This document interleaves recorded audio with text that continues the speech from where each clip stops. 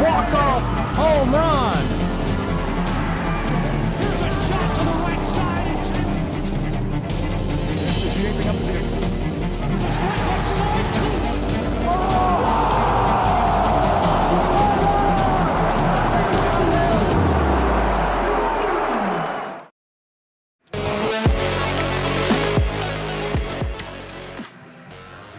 Day 4 of the AAC baseball tournament. We're in the home stretch, folks, and this is where it gets real.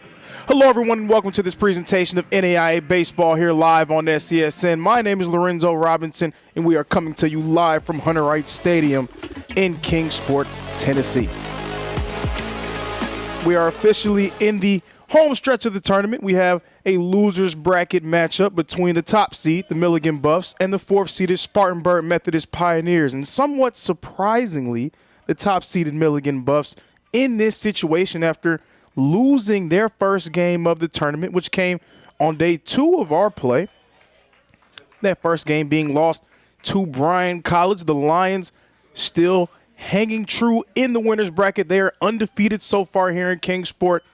Their second game was that 2-1 victory over the Milligan Buffs.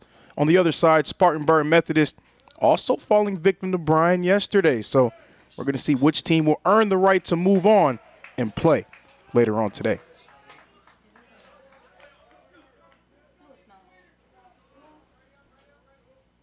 Man on the mound for Milligan, number 24, Jonah Ward. Jonah Ward coming into this game. This is 14th start of the season, as this one is knocked up and fouled. Count is 1-2. Jonah Ward, a 3.98 ERA, a 7-2 record so far this season.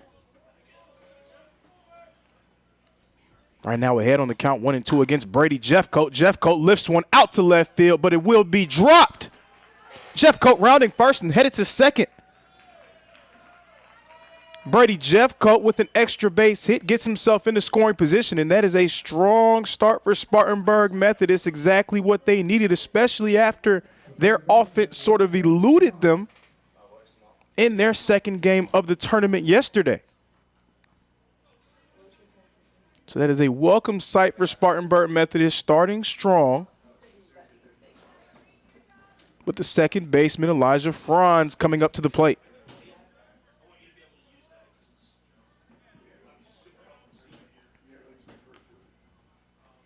Franz, the junior,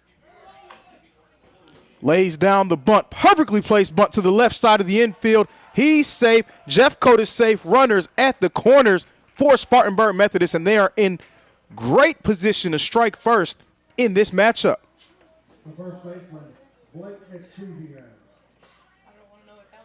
Spartanburg Methodist in a great position to put something on the board and start fast. Milligan, a few games in a row, they've had some slow starts. Their pitchers have gotten into a bit of trouble. Their ace, Canyon Guerin, gave up an early run against Bryan in their first game. Jack McGlory, their other phenomenal starting pitcher, had a slow start as well.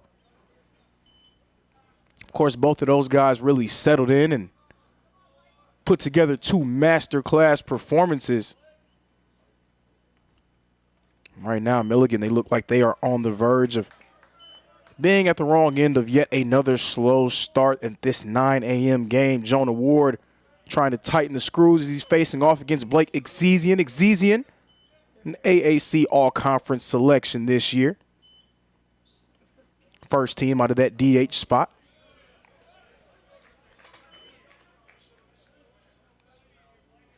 Milligan Buffs, the #1 seed in this tournament. They have all but wrapped up their spot in the NAIA National Tournament. Right now, they're fighting for their right to host a potential opening round session at their home park. They feel like they have done enough. They finished the season with a series victory over the Johnson Royals to wrap up that outright regular season title. The 2-2 Jonah Ward. And pitch outside and off the plate and will fill our count at 3-2.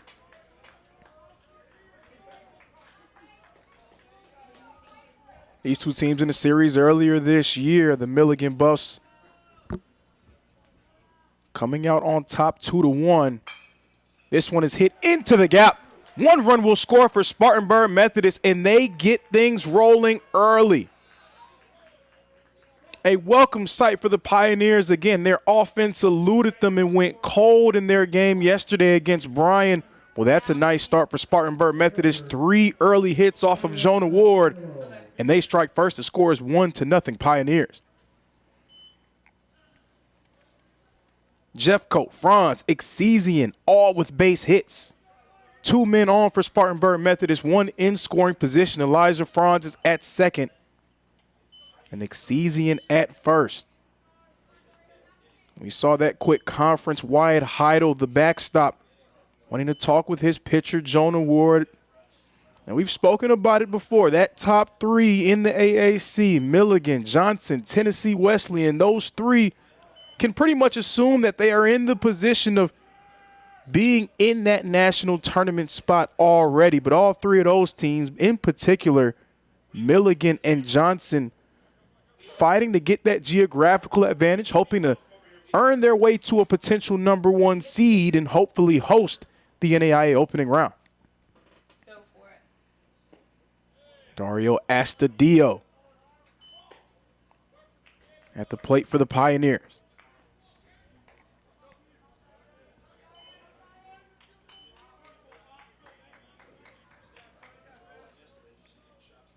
Astudillo, the senior from Newberry, Florida, lays down the bunt, advances the runners, so he's going to be out at 1, but 2 men in scoring position for the Pioneers. He does his job. So Astudillo playing some small ball here, trying to string some runs together for his group, and that can pay dividends for Spartanburg Methodist potentially, because we've seen this Milligan offense take some time to get going in both of their games here in Kingsport. They lost their first game 2-1 as this one is hit right towards the shortstop. Throw is made in time, but 1 run will score for Spartanburg Methodist. They're now up 2-0 on the top-seeded Buffs. Jerry and Pinckney, the sacrifice play, allowing Franz to score.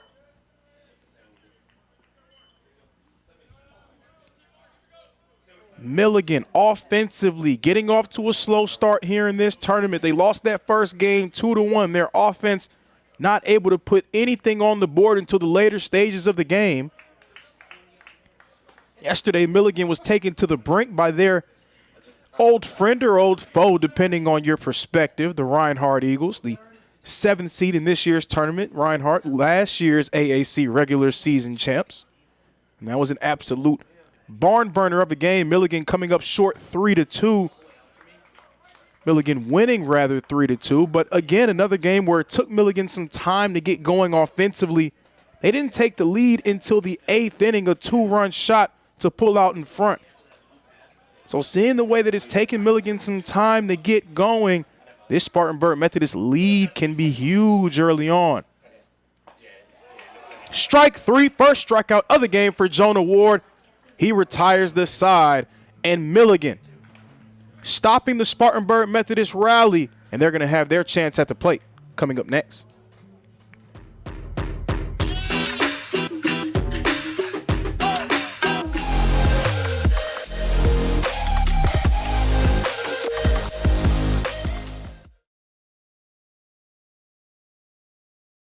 Southeast Sports Network is now on Amazon Fire TV. Now you can download the SESN app and watch on any Amazon-enabled device, such as your Fire Stick. The easiest way to download the app is to go to our website, find the Watch SESN tab, and click Fire TV app. Then just select your device from the list. That's it. Free and easy.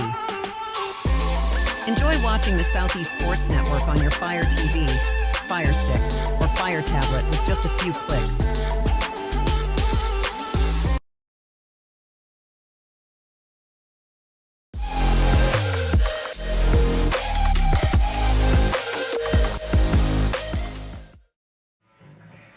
We see there one of the members of our crew, Frank Osborne, Union Commonwealth soccer player and also a producer to the Stars, play-by-play man himself. You may hear him on the broadcast at some point today, maybe either here or at Brickyard Park during the softball games. We see Frank Osborne hard at work, making his way across Hunter Wright Stadium.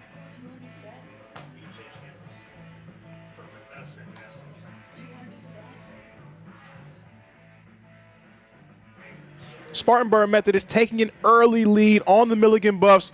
And while we have an opportunity, let's take a look at the tail of the tape of our two teams. Again, the Milligan Buffs, the top seed in this tournament, coming in, they're batting .300. They've been one of the better offensive units, not just in the AAC, but in the entire country. But it's Spartanburg Methodist coming into this game actually with a better batting average than the Buffs. Spartanburg Methodist, they have also maintained their position as one of the best offensive units in the entire country. They have been effective and efficient at the plate, and we saw that come to fruition in their first game here in this tournament. Not so much in the second game. The second game, they were slowed down by the Bryan Lions, but they look to be right back to what they've done all year long here in inning number one.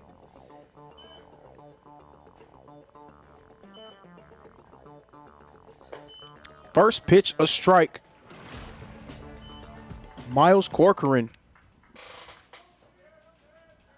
on the mound for the Pioneers. Corcoran coming into this game, making the start, trying to slow down this Buffs lineup that really, again, hasn't gotten going so far here at Kingsport. They're trying to really have their first explosion of the tournament. Corcoran making his 12th appearance of the year, his 6th start. He's pitched 33 complete innings, a 5.18 ERA. He's really oscillated between spots as a starting pitcher and as a bullpen guy, but someone that Spartanburg Methodist obviously has a lot of trust. He's currently behind on the count 3-0, and that's going to be 4-0, a leadoff walk for the shortstop, Braxton Baird. Braxton Baird, a guy who's very adept at getting on base for Milligan, and when he's on, he is a threat. Baird, the first team all-conference selection. And that's going to bring up a second team all-conference selection in Gavin Jones. Gavin Jones, the grad student from nearby Johnson City, Tennessee, leading the Buffs in batting average at .411. In the top of that lineup, Gavin Jones, Braxton Baird, that 1-2 punch. Two guys that can hit for average. They get on base at a high clip as well, well above .470 on base percentage between the two of those guys. A lot of talent up and down this Milligan lineup. Talented team, a veteran group. They made the NAIA opening round in 2024. Another strong season in 2025. They found that season in here in Kingsport, Tennessee, at the hands of the Reinhardt Eagles. So they were able to exercise some demons yesterday, knocking off Reinhardt here in Kingsport for the first time in program history. Pitch from Corcoran. So that's now 7 consecutive balls thrown by Corcoran. Not great if you're a fan of Spartanburg Methodist, but if you're a fan of the Milligan Buffs, you hope that this can maybe kickstart your offensive attack. This pitch inside for ball number 4. 2 consecutive walks by Miles Corcoran. The onus will be on him to try to settle into this one. 2 early base runners for this struggling Milligan offense, and they're hoping that they can get it going here. So we're going to have a early mound conference featuring the backstop and the coach trying to settle the pitcher into the game. Miles Corcoran, this is a situation, a win-or-go-home spot. Milligan, they know that they're going to be in the NAI opening round. Spartanburg Methodist trying to earn their way there, trying to prove their worth here with a strong week in Kingsport. A lot of pressure on these guys. You can tell Corcoran really feeling it early on.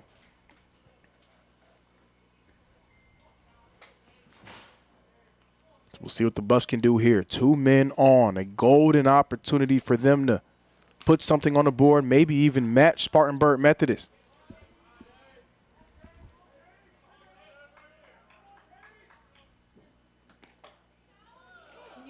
And that pitch, a strike first, strike thrown by Corcoran, and maybe the conference was exactly what he needed to try to settle in.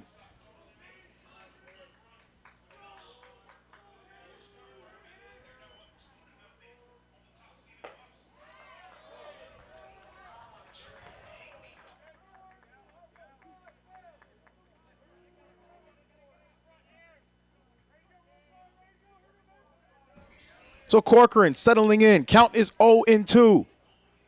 He deals. Swing and a miss. Strike 3. Big time strikeout for Corcoran. His first of the game. Exactly what the doctor ordered. 3 consecutive strikes thrown after that conference. And we're seeing that one really help him sort of settle down, settle into the game. Sometimes that's exactly what your pitcher needs. They need some words of encouragement. They need to be guided along, especially with the stakes here in this matchup for the Pioneers. Brody Melton, the outfielder, coming up to the plate. Double steal attempt for the Buffs will be successful. 2 runners getting into scoring position.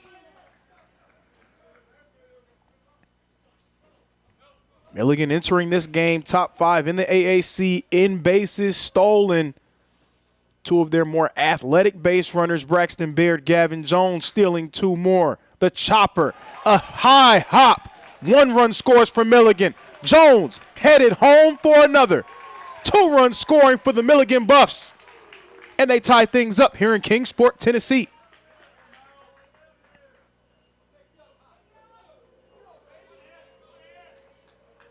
Milligan Buffs for the first time today getting themselves on the board, and for the first time in this tournament scoring early. It's taken them a little bit to get going in both games. They were able to put something up, but they were blanked in the first inning in each of their first 2 contests. This, a much different story for them. It's 2-2. They have matched Spartanburg Methodist here in the beginning of the game. Nick Iezzi, the center fielder at the plate for Milligan. Iezzi, the senior from Greenville, Tennessee. Coming into this game, batting .287.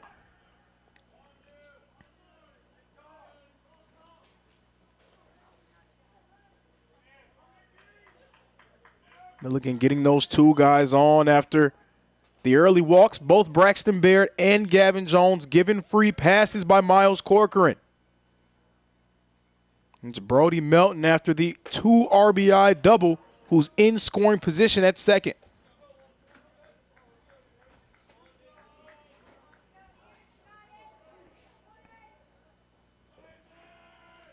Count right now is 1-1.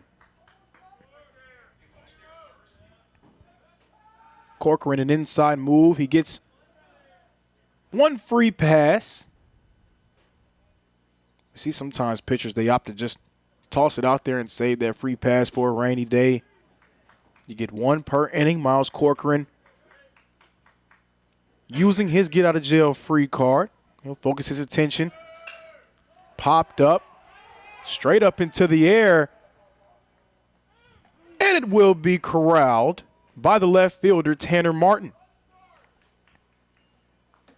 We saw down on the base pass, Brody Melton was making his way over to third. He was trying to get himself 90 feet from the plate in a way more threatening position in second. Fortunately for him, popped up straight into the air by Nick Iezzi for out number 2. Backstop wide, Heidel coming up to the plate.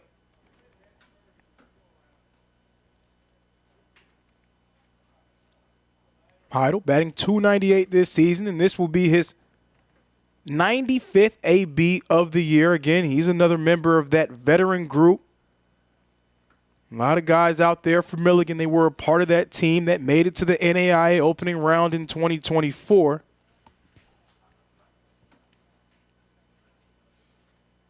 Those guys taking a lot of pride in where they've been able to take this program. The most successful stretch of seasons in Milligan Buff history in their baseball program. They've really established themselves not just as a preeminent program in the Appalachian, but a team that will be a force to be reckoned with on the national stage. One man on, Brody Melton at second. Corcoran dealing inside. And that's going to be ball number 1.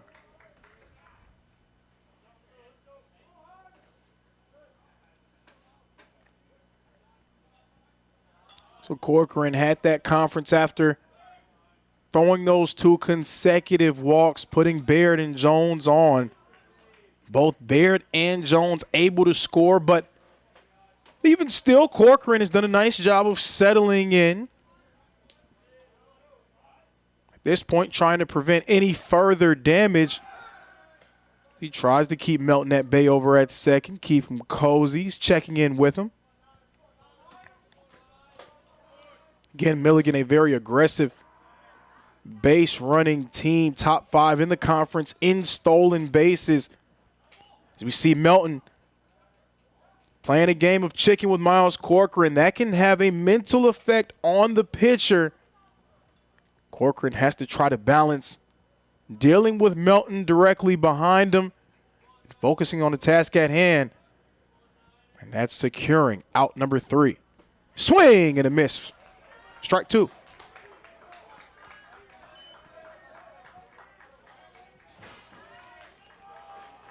Milligan getting off to a fast start. Can they add another run to their total?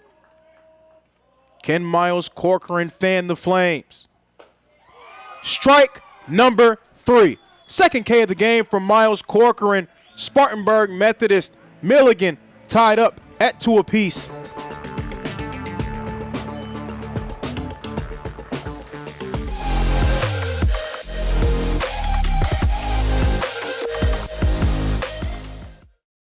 The Southeast Sports Network is now on Amazon Fire TV.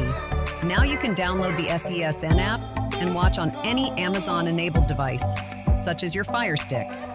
The easiest way to download the app is to go to our website, find the Watch SESN tab, and click Fire TV app. Then just select your device from the list. That's it. Free and easy. Enjoy watching the Southeast Sports Network on your Fire TV, Fire Stick, or Fire Tablet with just a few clicks.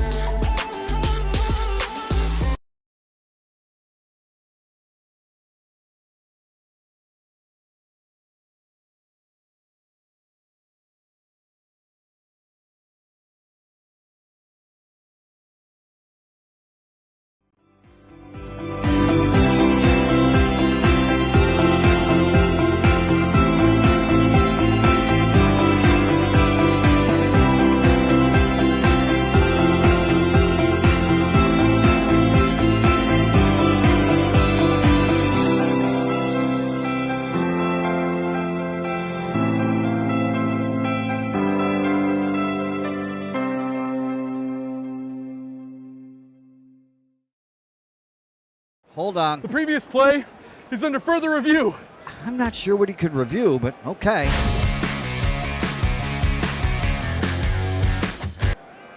Sure has been a while. Dine in at Buffalo's Cafe for the football season.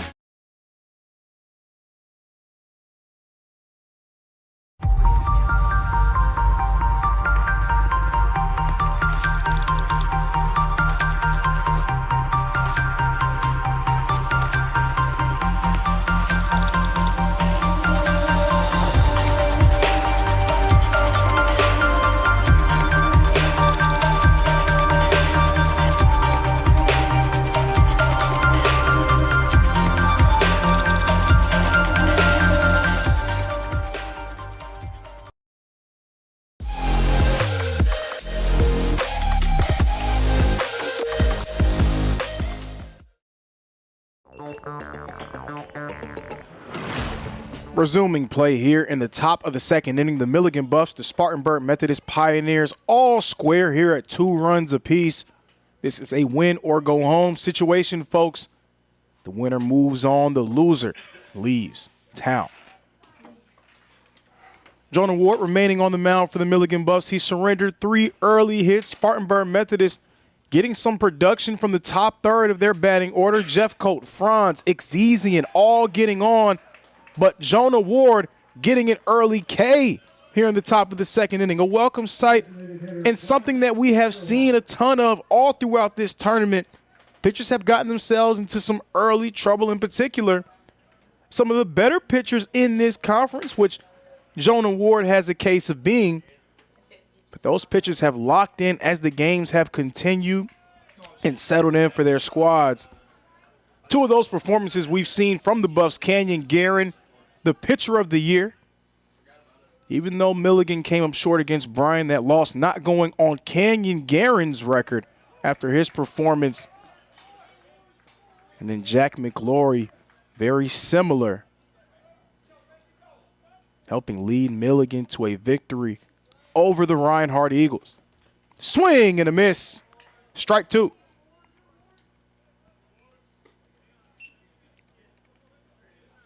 Jonah Ward, 2 Ks. He had one to get out of that first inning. Right now facing off against Bryce Satterwhite. Satterwhite, the designated hitter. Strike 3. 3rd K of the game for Jonah Ward. Jonah Ward seems to have locked in for the Buffs. He may have a shot of adrenaline at his disposal, especially after seeing some early run support, something that Guerin and McLaury, they had to wait a while before they saw their offenses really pick up and get going.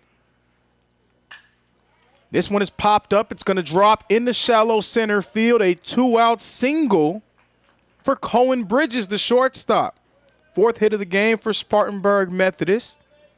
The third baseman, Brady Jeffcoat.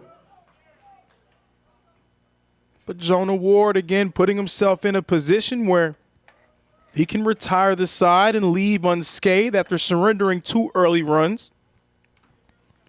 It is, of course, unless Spartanburg Methodist has a 2-out rally in them as they flip their way back to the top of the batting order.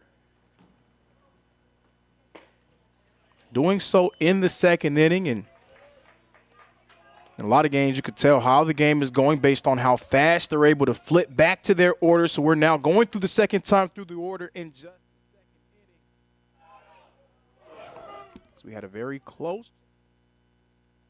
Caught off the back trying to get a jump. First baseman, a Gold Glove winner. Trying to tip off his pitcher, let him know. Again, another check-in with Cohen Bridges.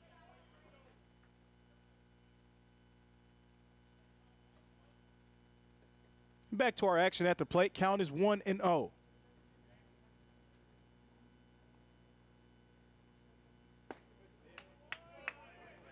That pitch just missing ball 2.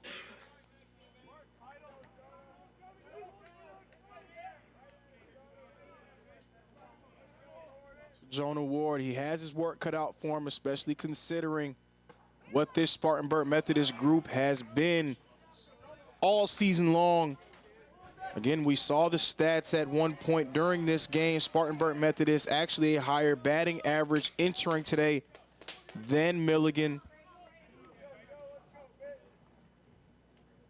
Ton of effective guys in their lineup as this pitch goes for a strike. Count is 3-1. And when you're a team with that type of talent, you believe that you can compete with virtually anybody in your conference. Spartanburg Methodist, they were my dark horse to come out of this tournament with the title. We know about the top 3. We know Milligan, Johnson, Tennessee Wesleyan, great in their own right. But the Pioneers showing that they will be someone you have to deal with here down the stretch. Count is 3-2. Payoff from Ward. Foul ball.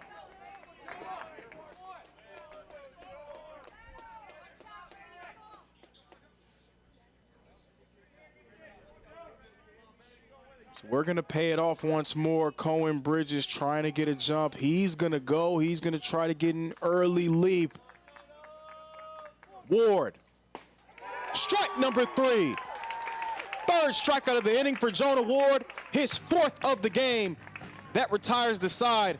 The Buffs, they're going to get a chance to pull out in front.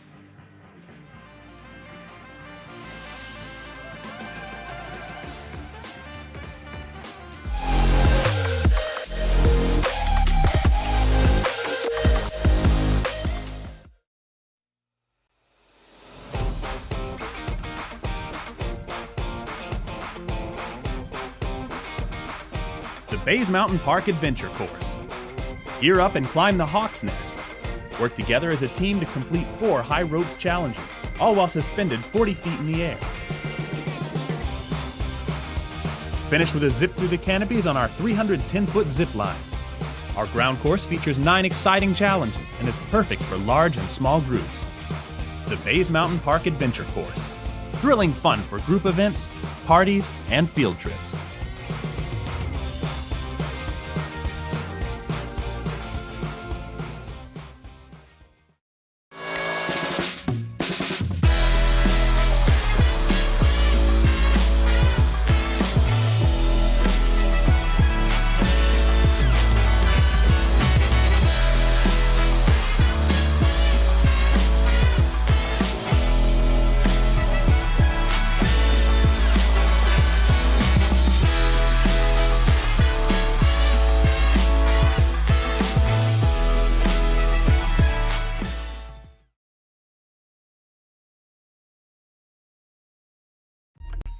Your favorite teams, your favorite live streams, your favorite highlights. Be sure to engage with us. Find us now on YouTube at NSBN Sports or visit us at nsbnsports.com.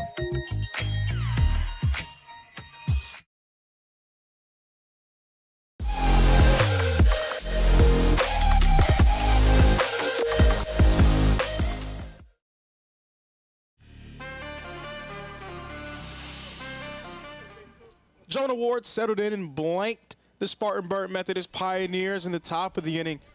We will see if Miles Corcoran can do the same.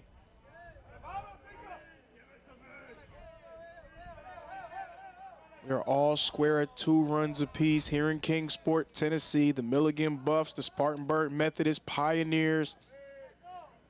Win or go home situation. We're in the losers bracket. Both 1 and 2 going down on day 2 of the tournament. Milligan coming up short by a score of 2-1 against the Bryan College Lions. The Johnson Royals, the 2 seed, their loss a little bit more surprising. Not necessarily that they lost, but the nature of their defeat. The Montreat Cavaliers absolutely destroyed Johnson in that game. The score was 11-3. I know the Royals, they can't wait to get another crack at the Cavs. That game will be next up, tentatively scheduled for 12 p.m. We'll have that one here live on SCSN as well. Miles Corcoran behind on the count 3-0. This one starting very similarly to the first inning for him. That pitch is high. Luckily, Luis Quintero able to duck out of the way of it. He's going to take that free bag at first. First inning, Corcoran walked the first batter he faced. The second inning, Corcoran does the same. And this time, his backstop, Dario Astudillo, not waiting for 2 guys to be on the base paths. He's going to go ahead and have this conversation with Corcoran. He's going to talk to his man, Miles Corcoran. After that conference that he had on the mound with his coach and his backstop, Astudillo, he was able to lock in and settle into the game in that first inning. So Astudillo hoping that this conversation can do more of the same for his guy. He's going to retreat and make his way back to behind the plate. Reagan Smith, the second baseman, coming up to the plate for Milligan.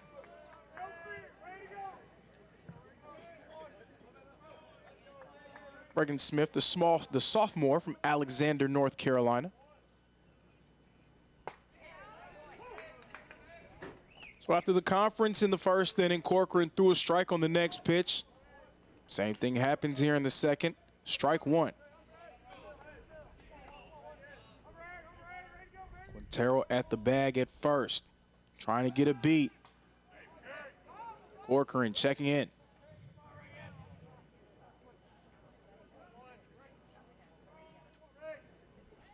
With the lineup as talented as Milligan, you have to be able to make them beat you offensively, especially with the way that their offense has been slow starting throughout this tournament.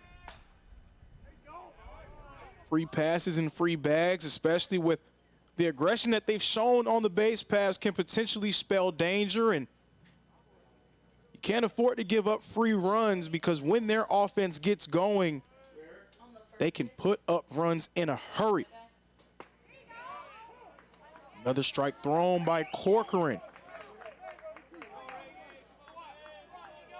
In these upset-minded situations, you just cannot afford to beat yourself. You know that's the message that Corcoran's team is delivering to him. This one, a chopper makes its way on the wrong side of the line.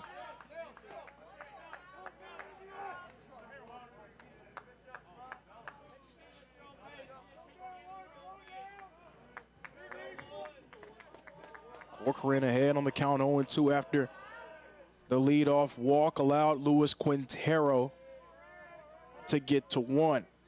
Corcoran, are they going to call it a strike? No, they're not. They're going to call it ball number one. Reagan Smith is going to ready back in that batter's box. It's nice to hear two chatty dugouts. That's not the case in every game. These groups both in it. Strike number three, Corcoran, his third K of the ball game. So whatever Astudillo told him in that mound conference, he may need to tell me upon my wake up when I get ready to go to work. Some motivating words from the backstop, allowing his pitcher to settle into this game. We're at the bottom of the order for Milligan. Outfielder Miller Spence.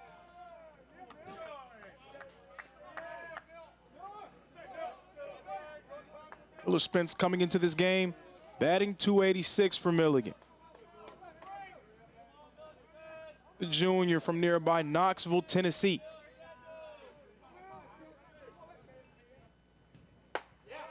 Quintero still creeping over there on first.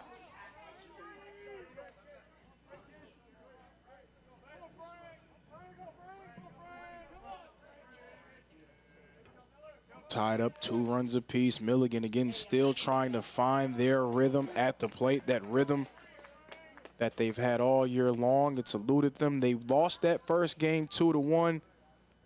Look to be on the verge of elimination in that next game against Reinhardt.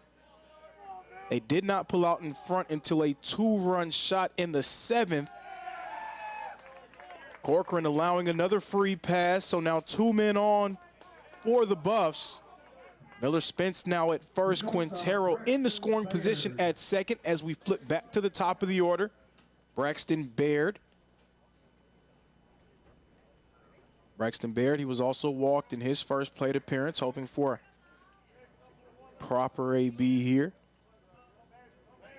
But Milligan, they were on the ropes. Reinhardt giving them everything they could handle and more. A tremendous pitching performance from their staff. Milligan pulling out in front after the 2-run homer from Wyatt Heidel, a lead they would not relinquish.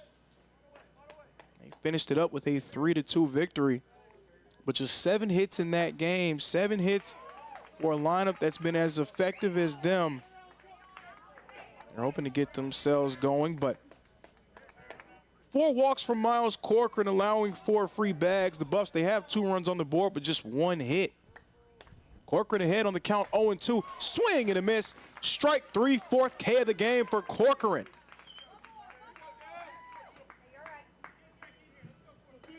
Third baseman, Gavin Jones. So the situation not dire as of yet for Miles Corcoran. The go-ahead run 180 feet from the plate. He can get out of the inning. He can find a way to retire Gavin Jones. Jones was also walked in his first plate appearance today. Jones fouls this one off.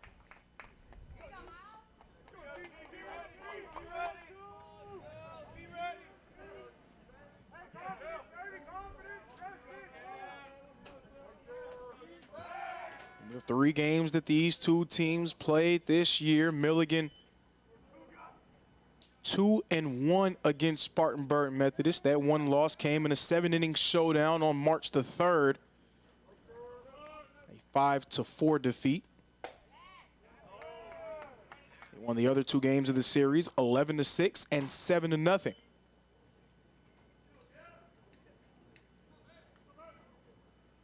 Of course, all that gets washed away here in Kingsport, and that's what I love about conference tournament play. It's a new lease on life for a lot of these squads, a lot of teams.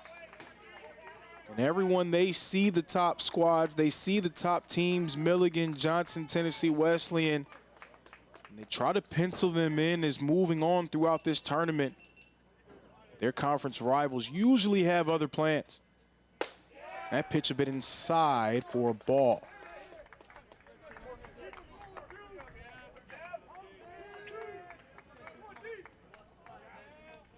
Corcoran up to 37 total pitches. Milligan, great approach at the plate, making a pitch deep in the counts.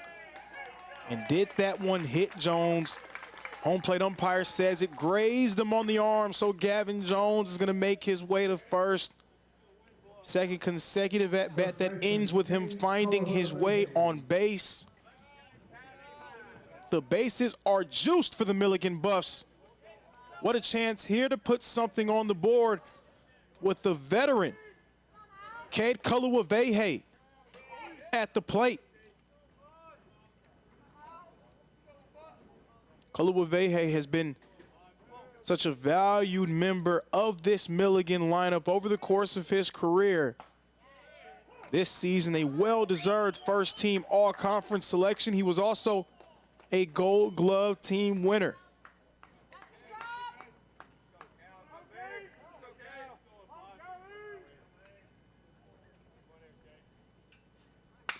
Kuluwavehe grounds it and it goes foul.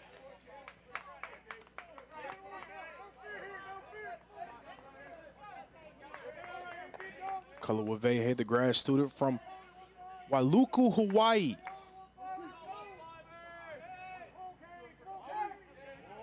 Trying to put his team back on the board. Corcoran, the 0-2. Kuluwavehe, it drops. 1 run scores for Milligan. And another run scores for Milligan. 2 RBI single for Kuluwavehe. For the first time today, the Milligan Buffs with the lead.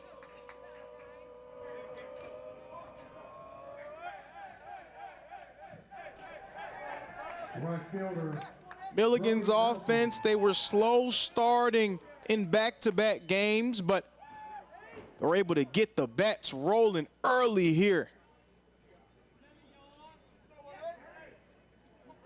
4 runs to 2. Spartanburg Methodist now trailing, and the onus all of a sudden falls on Corcoran to get himself going, get himself out of this inning, and stop the bleeding with Gavin Jones at third base.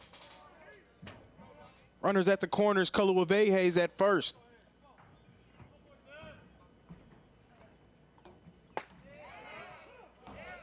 That pitch a strike. Like the last AB, Corcoran ahead on the count 0-2.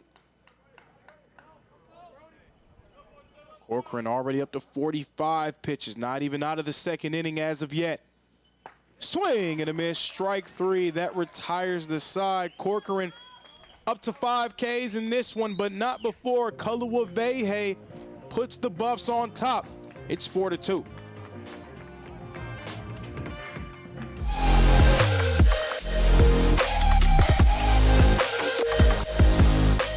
Hold on. The previous play is under further review.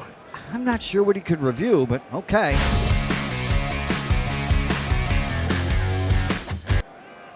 Sure has been a while. Dine in at Buffalo's Cafe for the football season.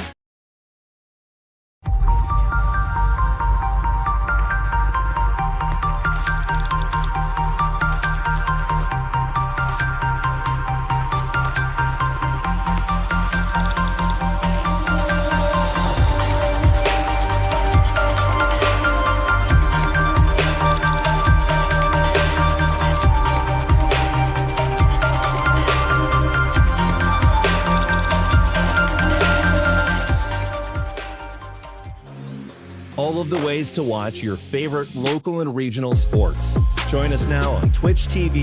You can also find NSBN on Amazon Fire TV or visit us live on YouTube as we stream games there as well.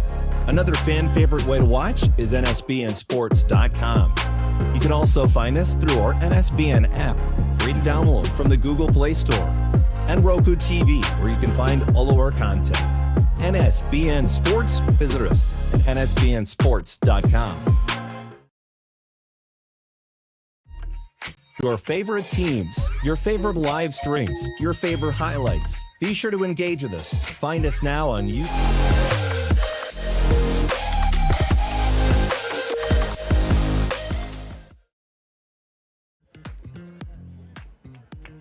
The top seed in our tournament, the Milligan Buffaloes, have officially woken up here in Kingsport, Tennessee. They are ahead 4-2 as Elijah Franz pops this one up, goes foul.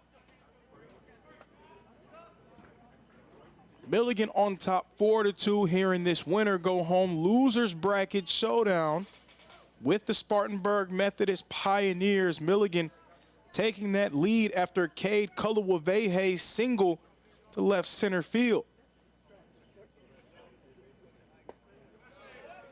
Kuluwavehe single allowed both Miller Spence and Luis Quintero to score.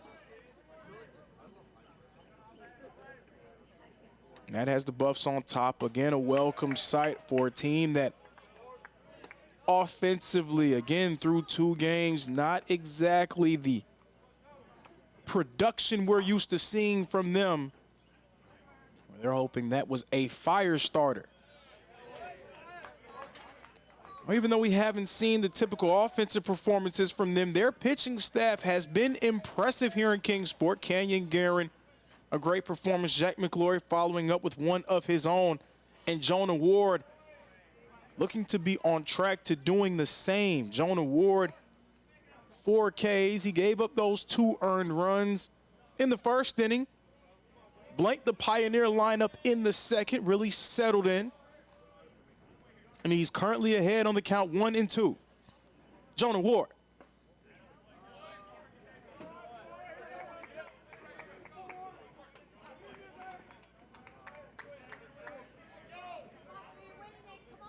Spartanburg Methodist, they got great production from the top of their order. One time through, Elijah Franz, already 1 for 1. Franz. And it's going to be dropped. Will the throw be in time? Yes, it will. That was almost disaster from the second baseman, Reagan Smith. It was hit towards him. He dropped it out of his glove, scooped it up, gave it to Kuluwavehe, and out number 1. We've seen on the first few days of this tournament how important your play in the field can be. The game within the game, those costly errors and mistakes. Another grounder. This one by Baird. What a play from the Gold Glove recipient. Braxton Baird, a web gem of a play. Kuluwavehe staying on the bag, out number 2. And that's a great example of the point that I was making right on cue. We've seen how important effective fielding has been in this tournament so far. Mistakes have been the difference between no runs in an inning and an absolute avalanche. Braxton Baird showing just why he earned the Gold Glove this season.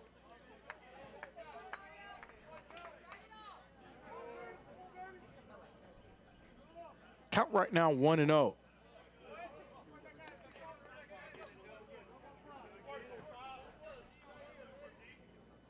I always like it whenever we see a play there from the infield.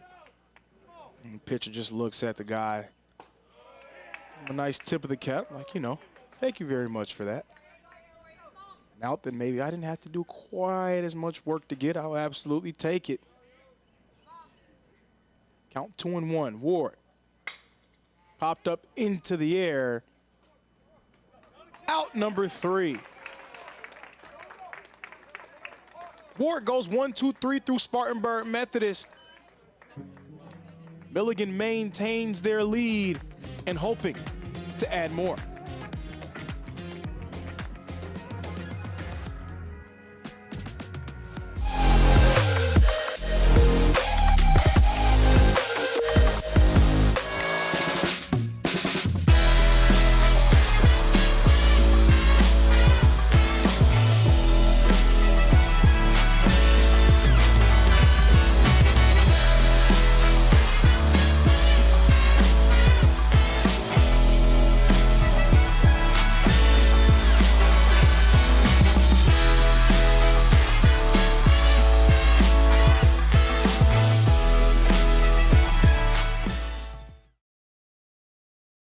Hold on. The previous play is under further review. I'm not sure what he could review, but okay.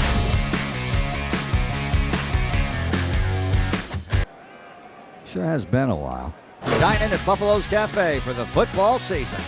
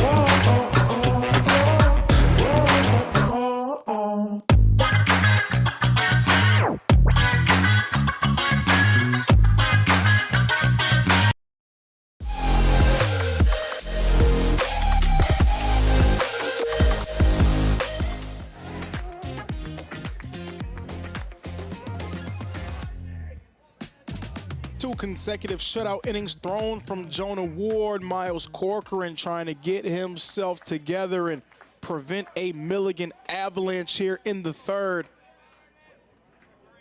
Bottom of the third inning, the Milligan Buffs, their offense starting to pick up steam. Cade Kulawavehe with the 2-run single. Ground ball, easily retrieved, calmly delivered for out number 1.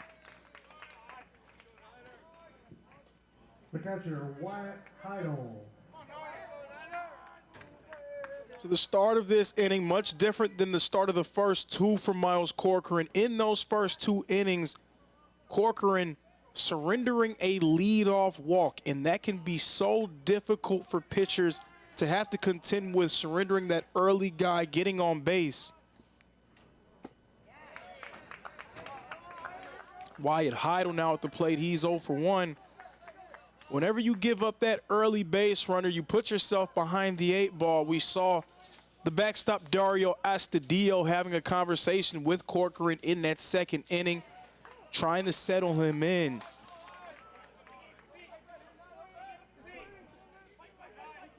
Now in Corcoran's defense, he's going against the lineup that has been waiting on an opportunity to get going. So Corcoran hitting Wyatt Heidel there. Heidel's going to take the free pass, and that was another mistake that Corcoran made in that second inning. We're seeing the home plate umpire have a conversation with him. Corcoran losing a bit of control here in this game. Now running at first base, number 16. Plate umpire trying to check in with him, make sure that it wasn't The batter is the designated hitter, intentional or anything of that nature. Pretty customary, especially if you do it twice. Right now, Corcoran a bit rattled on the mound for Spartanburg Methodist, trying to pull himself together and prevent any more damage from being done. Andrew Beavers, he's now at first. He comes in as a pinch runner. Luis Quintero, the designated hitter, back at the plate for Milligan. He was walked in his first plate appearance.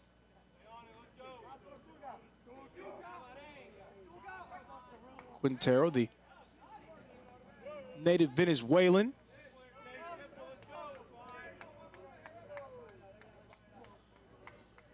Coming into this game, batting .270.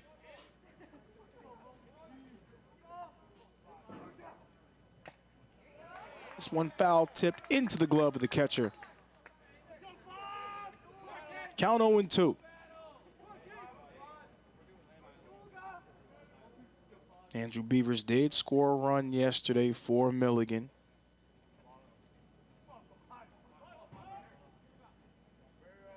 Corcoran, a chopper. 5, 4, 3, double play. No, safe. Quintero beats out the tag. You will fall to 0 for 1 by way of that fielder's choice. Very nearly a 5-4-3 double play turned by Spartanburg Methodist. Instead, there's going to be 2 outs on the board. Still something that Miles Corcoran will take. Easing tensions a little bit. He has 2 outs on the board. Of course, Milligan there. Runs came with 2 outs on the board in the previous inning by way of Cade Kaluavehe. Reagan Smith, the infielder, at the plate.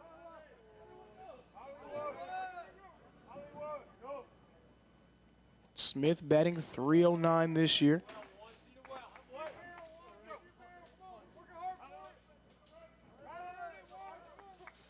Throughout this tournament, 2 outs on the board. They have really been something that we've seen a lot of teams find ways to be effective in that situation. Probably none more effective than Montreat. Montreat in their game against Johnson, or pardon me, their earlier game actually against U-Pike with 2 outs on the board. They were 9 of 16.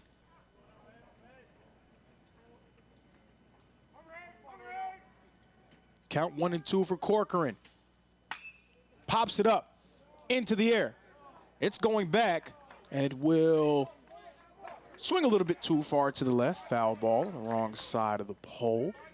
He straightens that one out a little bit. That may be a home run instead. Everyone will get back to their places.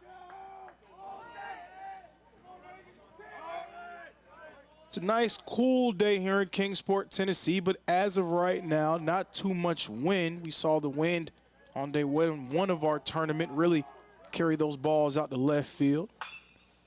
Smith, a ground ball that will go foul, just foul, and I don't know about that one. I may want to see an instant replay. I thought it told the line long enough. The third base umpire instead says no, foul ball, and we will play on. The AB will continue.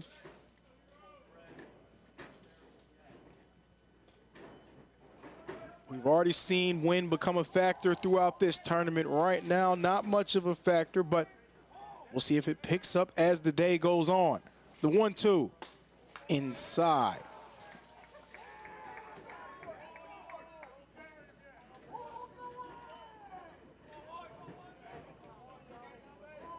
Corcoran trying to retire the side. Milligan trying to add to their lead. 2s across the board. Another ball and fills up our count at 3-2. Miller Spence, the 9-hole hitter, in the on-deck circle.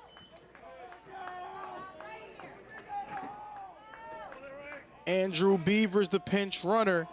Luis Quintero at first. Corcoran, and he hits Reagan Smith. Smith will take the free bag. That is the 3rd time today that Miles Corcoran has hit a batter.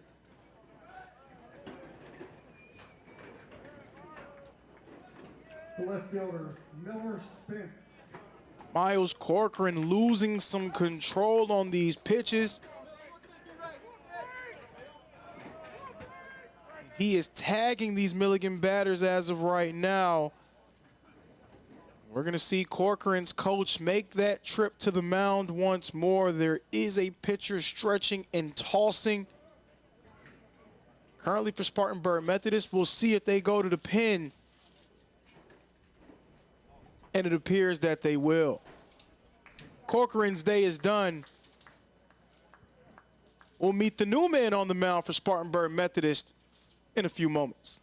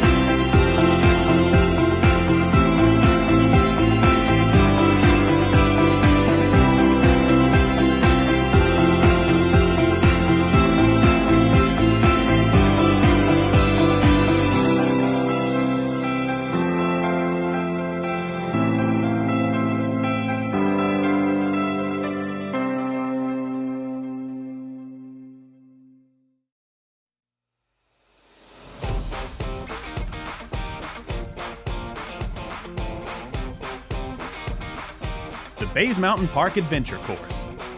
Gear up and climb the Hawk's Nest.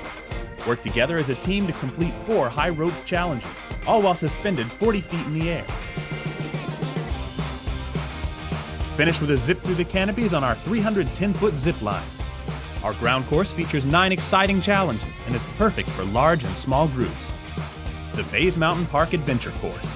Thrilling fun for group events, parties, and field trips.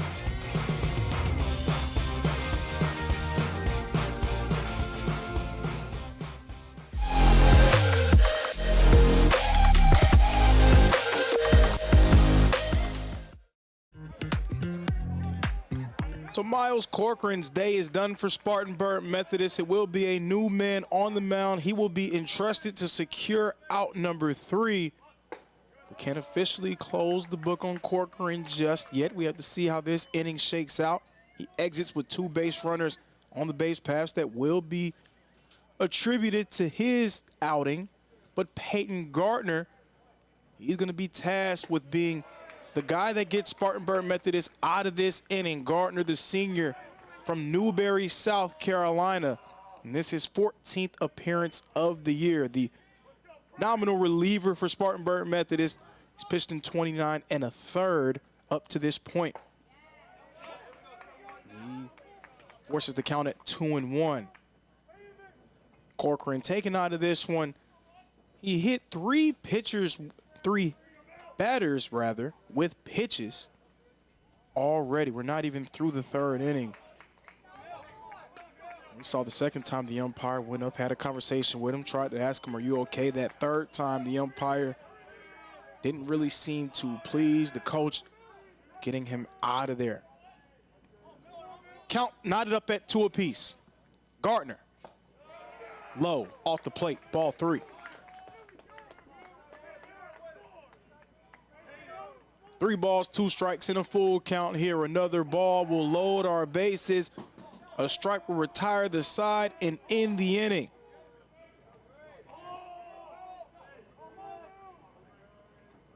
Peyton's payoff popped up into the air and foul.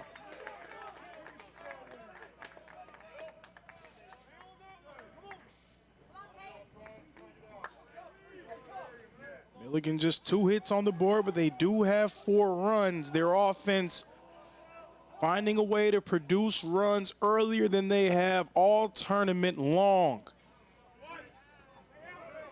Peyton Gardner trying to stop the bleeding, prevent any more damage from occurring. Braxton Baird in the on-deck circle. The payoff. Popped up, deep out to right field. Going back, and it's going to be caught for out number 3. Gardner retires the side. He ends the inning. Spartanburg Methodist trailing Milligan, looking strong early after a third.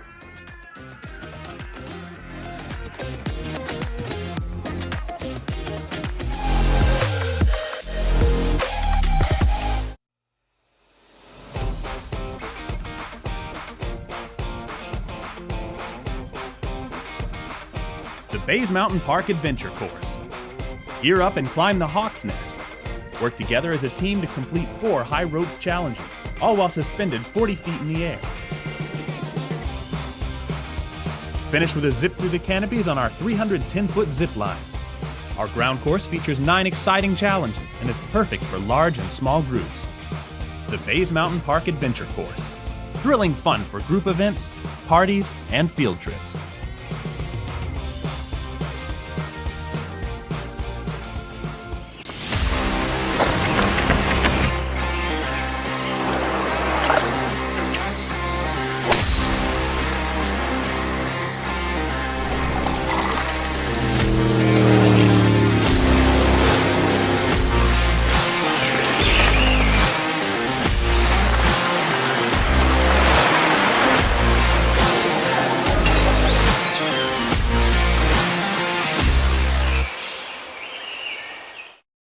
What if you can have it all? A place to call home, a great job, and a safe and welcoming community to raise your family. You can have all that and more in Kingsport, Tennessee. For the past quarter century, Kingsport has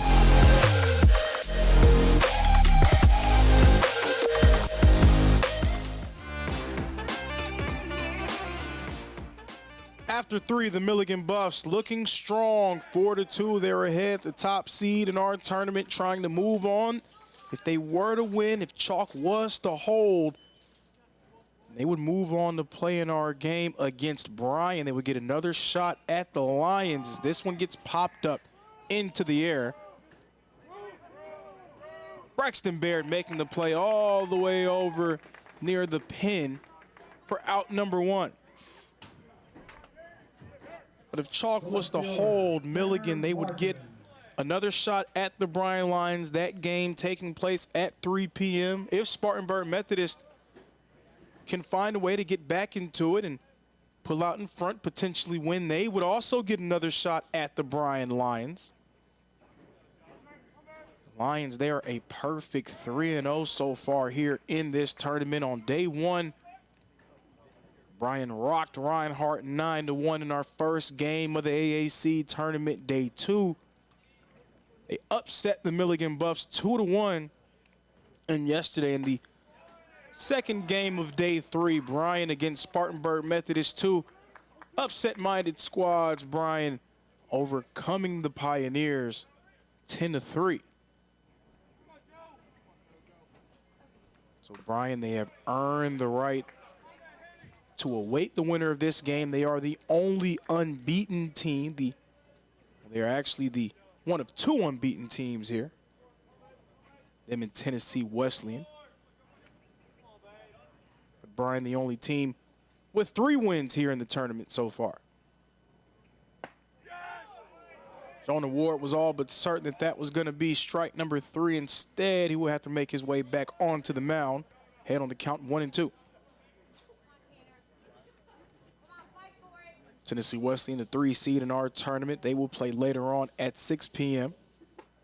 That pitch from Ward high. Tennessee Wesleyan will take on the winner of Johnson and Montreat. Again, that game next up. We're going to have that one live on SCSN as well. Tentatively, I say tentatively scheduled for 12 p.m. And we know how these tournaments go. Nothing ever really starts on time. That's not to the fault of the organizers. They're giving everything that they have to try to keep the schedule going, but that's the nature of the beast. Full count here. Payoff. Tanner Martin, the Hickory, North Carolina native, will get the free bag over at Right first. fielder, Lane Schrader. First walk of the game for Jonah Ward. And that's going to bring up fellow outfielder Lane Schrader. Lane Schrader coming up to the plate. Native of Greer, South Carolina, formerly of Eastside High School.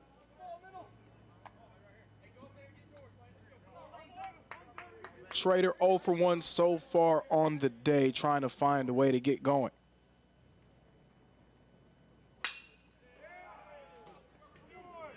After some early fireworks for Spartanburg Methodist,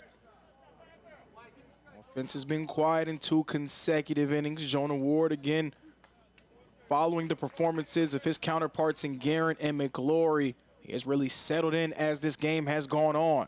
Ahead on the count 0-2. It drops out the glove of Braxton Baird, but are they going to call it an out? Yes, they will. Infield fly rule in effect. Out number 2. Baird may have lost that one, but it will still be an out. 2 outs on the board. Bringing up Bryce Satterwhite for the second time today. Bryce Satterwhite 0 for 1.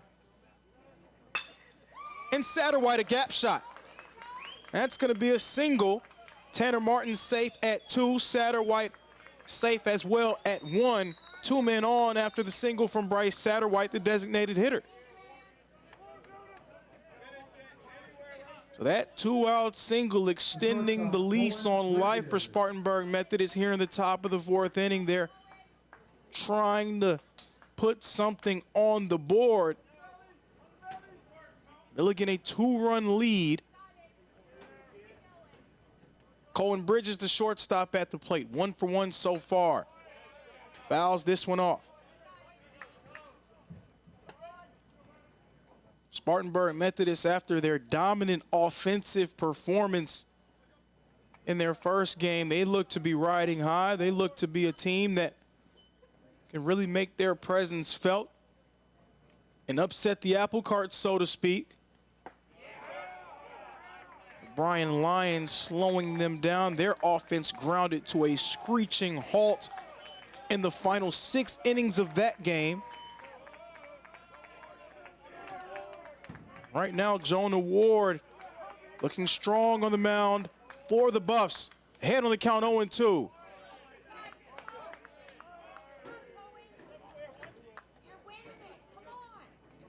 Spartanburg Methodist, they did have 8 hits in that game, but only 3 runs scored, all 3 of them coming in the first 3 innings.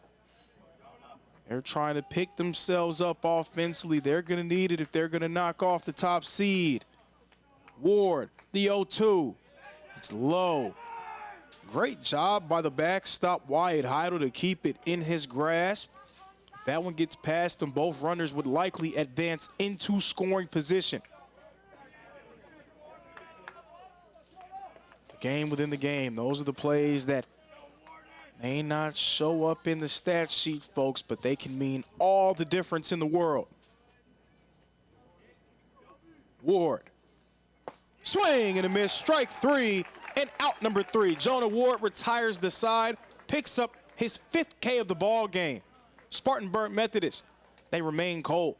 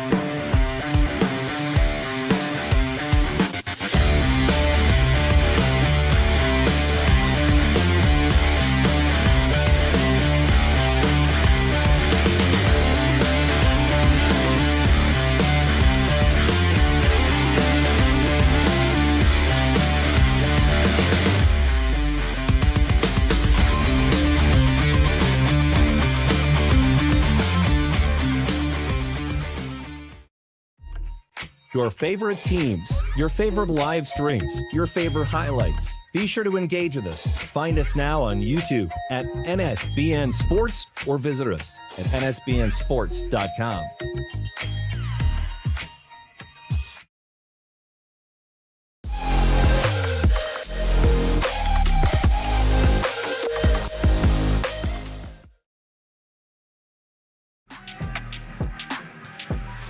Entering the bottom of the fourth inning, the Milligan Buffs out front 4 runs to 2. Peyton Gardner got his team out of that third inning, but not before Milligan. They were able to get the starting pitcher out of the game. Miles Corcoran hitting 3 batters with pitches, walking a few others. His coach had seen enough, and now we're rolling with Peyton Gardner here in the fourth. First man Gardner's going to face is the first man in the batting order for the Buffs, Braxton Baird. Baird 0 for 1 so far today. He was walked in his last plate appearance, in his first plate appearance rather. He struck out in his second.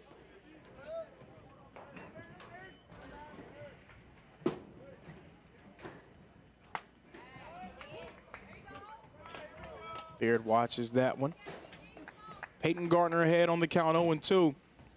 And a quick hook from the coach. Spartanburg Methodist, they can't afford to let this one get out of hand. They can't afford to let Milligan really pick up steam and momentum on offense as Baird lifts this one and it goes foul. They can't afford to let Milligan get that ball rolling. Even though Milligan has 4 runs, we're still waiting on the type of offensive explosion we're used to seeing from the Buffs. We've seen it before. We know they have it in them. Spartanburg Methodist doing their best to extend their ability to hold them at bay. Giving up free bags opens the door for what we saw in that second inning. Cade Kuluwavehe, his 2 RBI single, delivered in large part because there were 2 free base runners on the bag. So Milligan only 2 hits, but 4 runs already. Swing and a miss for Braxton Baird. He's going to go down for the second time today. And a good start to the inning for Peyton Gardner. The third baseman, Gavin Jones. Gardner, like his counterpart, Miles Corcoran, hoping to get to 2 quick outs here in this inning, but unlike Corcoran, hopes to be able to secure out number 3 and get out of the inning himself. Gavin Jones, he's had an eventful first 2 plate appearances. He was walked in 1. He was hit by a pitch in the other.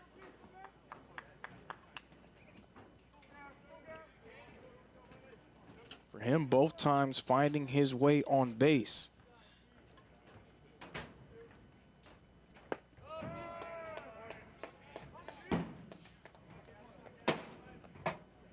As we see to our left, the second seed in our tournament, the Johnson Royals, just now arriving here at Hunter Wright Stadium.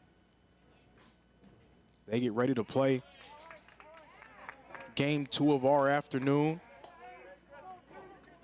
Johnson Royals also in the losers bracket with the top-seeded Milligan Buffs. Johnson will have another date with Montreat coming up next after Montreat dismantled them 11-3. That game's so interesting because Montreat offensively, they were clicking on all cylinders. Montreat, they posted 21 runs in the first 2 days of this tournament. Johnson on the wrong side of an absolute virtuoso performance from their lineup. This one hit into the gap in center field. Gavin Jones, he gets on base for the 3rd time today, but the first time today, it's a base hit.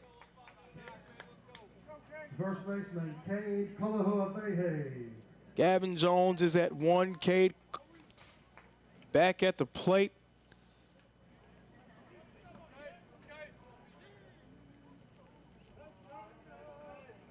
Cade Kuluwavehe.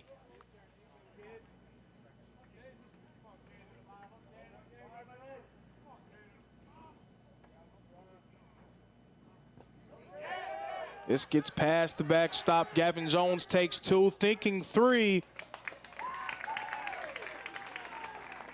Gavin Jones, one of the nation's leaders in stolen bases, takes 2 bags there. He entered today with 31 stolen bases on the season. That's 32 and 33. He now sits 90 feet from the plate. Cade Kalahuavehe.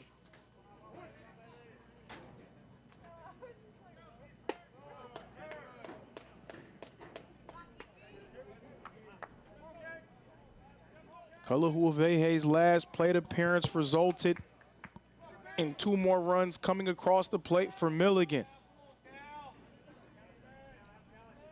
Peyton Gardner. Kalahuavehe thought about swinging at that one. He thinks better of it.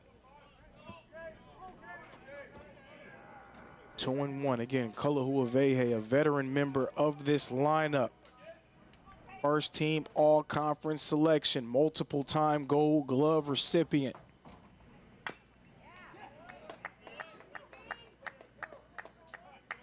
He was a member of the Milligan team that earned the right to represent at the NAIA postseason tournament in 2024. That's so many phenomenal moments over the course of his career. That pitch low and in the dirt for a ball. Fields our count at 3-2. Peyton Gardner has 1 K so far. And a full count here. 3 balls, 2 strikes. Peyton's payoff. Ground ball leaks into the gap. Kalahuavehe says, hey, once more. Another run scoring for the Milligan Buffs. They extend their advantage. It's 5-2. The right fielder, Brody Melton. 4th hit of the ball game for Milligan. 2 of them courtesy of Kalahuavehe.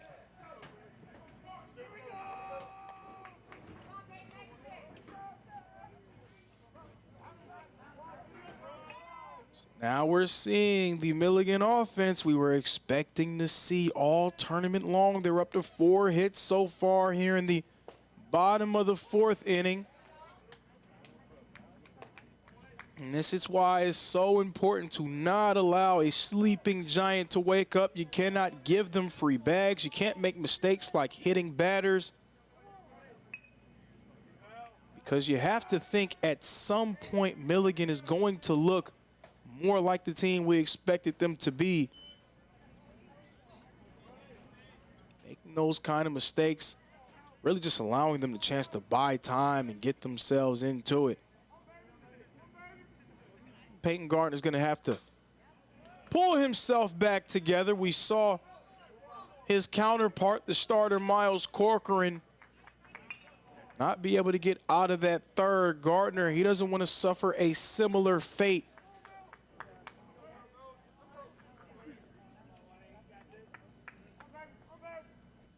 Count is 0-2. Gardner, low in the dirt, ball 1.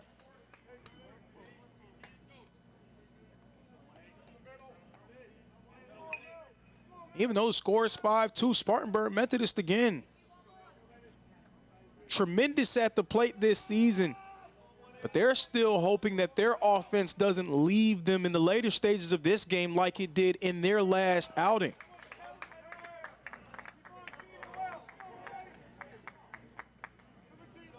They had another strong start against Bryan yesterday, but they just went frigid through the last 6 innings of that ball game. They couldn't get anything going.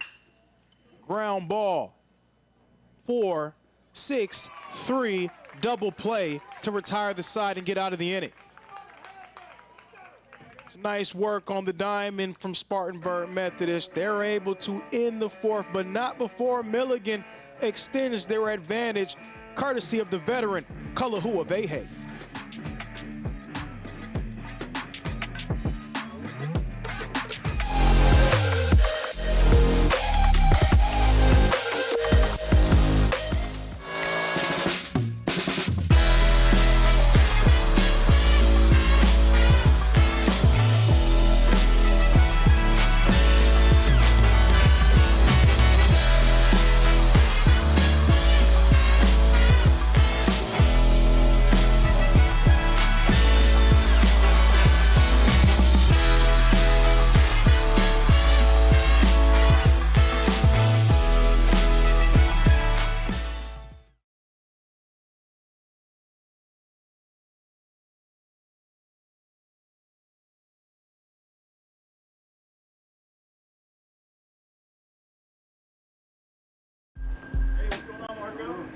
We didn't come to fix Marco's brakes because it was convenient or fast. We did it because Marco has bigger fish to fry and a lot of hungry people to feed. Kraus Family Ford. Passion drives purpose.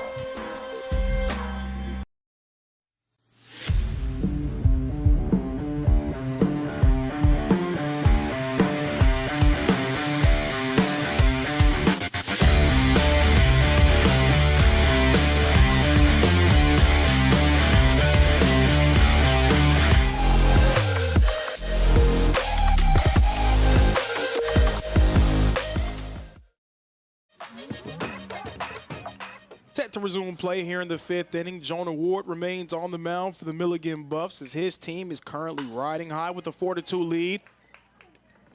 Is the play made? Yes, it will. What a play by Miller Spence out in left field. He dove out for it, full extension. Spartanburg Methodist trying to get the leadoff single. Instead, Miller Spence lays out for it. Are they going to say an out? Are they going to call him out? Looks like they will. Brady Jeffcoat was remaining on the bag. I think he couldn't believe that play was made either. That one looked to be a good enough shot that it would drop in front of Spence. Instead, Spence laying out for it and coming up with it. So one out on the board. Spartanburg Methodist, they continue to go cold here offensively, and I said it earlier, Spartanburg Methodist, they finished their game against Bryan 6 consecutive innings without a run, and we're not used to seeing this talented Pioneer lineup really be blanked at that point. A lot of credit has to go to Bryan's starting pitcher, Tyler Gray. He went the entire outing without surrendering an earned run. So Spartanburg Methodist, the runs that they were able to score, really due in large part to the errors made by Bryan in the field. Those errors made in the earlier stages of the ball game. Bryan's infield tightened the screws, and from there, they ran away with it with a great offensive performance of their own. Count 2-2, popped up into the air. It's going to go up, foul.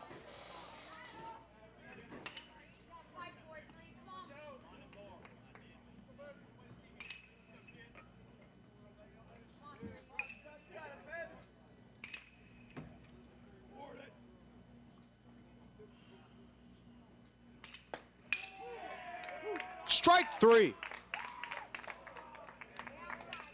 Jonah Ward, another K, his 6th of the ball game. Elijah Franz struck out looking. 2 quick outs on the board, and I love getting a chance to hear what these dugouts say. And I think I heard one of Jonah Ward's teammates call him the Warden.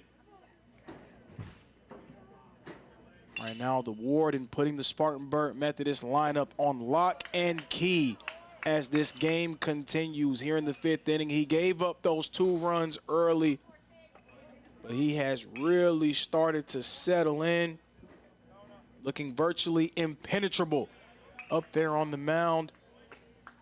Of course, he did have some help from Miller Spence in this inning after a great play by Spence out in left field. Buffs trying to flex their muscle as the top-seeded team here in this tournament. The last NAIA top 25, Milligan, in that poll, they were ranked 11th, so they are right on the doorstep of a #1 seed. A great week here can put them in position to get that spot as this one is lifted out and caught over the shoulder by the right fielder, Brody Melton, for out number 3. Another 1-2-3 inning for Jonah Ward, because what's new? Milligan looking strong.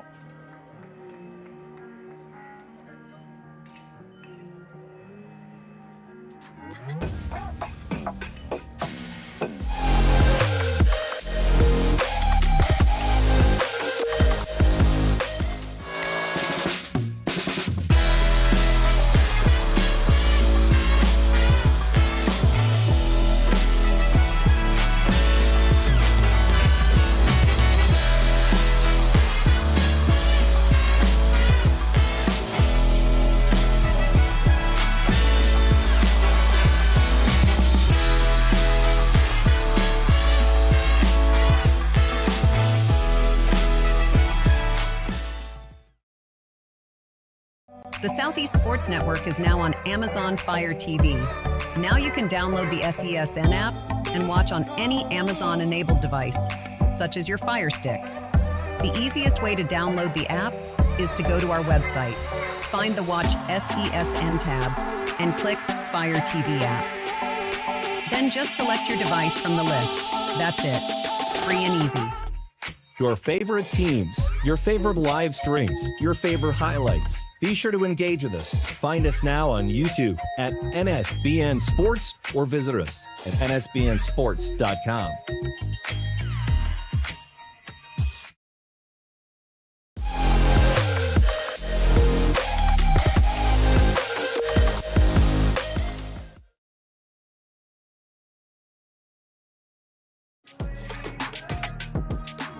So make that 4 consecutive innings without a run from Spartanburg Methodist. They are seeing this one slip away. Peyton Gardner, he will remain on the mound. He surrendered a run in the 4th inning. He'll need to try to hold this talented Milligan lineup at bay and continue to give the bats a chance to wake up. Score is 5-2. The Milligan Buffs out in front. Nick Iezzi back at the plate, the center fielder, 0 for 2 so far. Milligan able to get back on the board in that 4th inning after yet another RBI from Cade Kalahuavehe.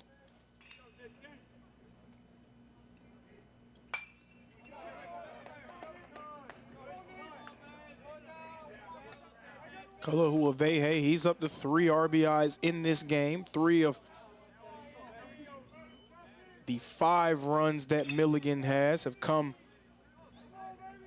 due to his swing of the bat. Gardner ahead on the count, 0-2.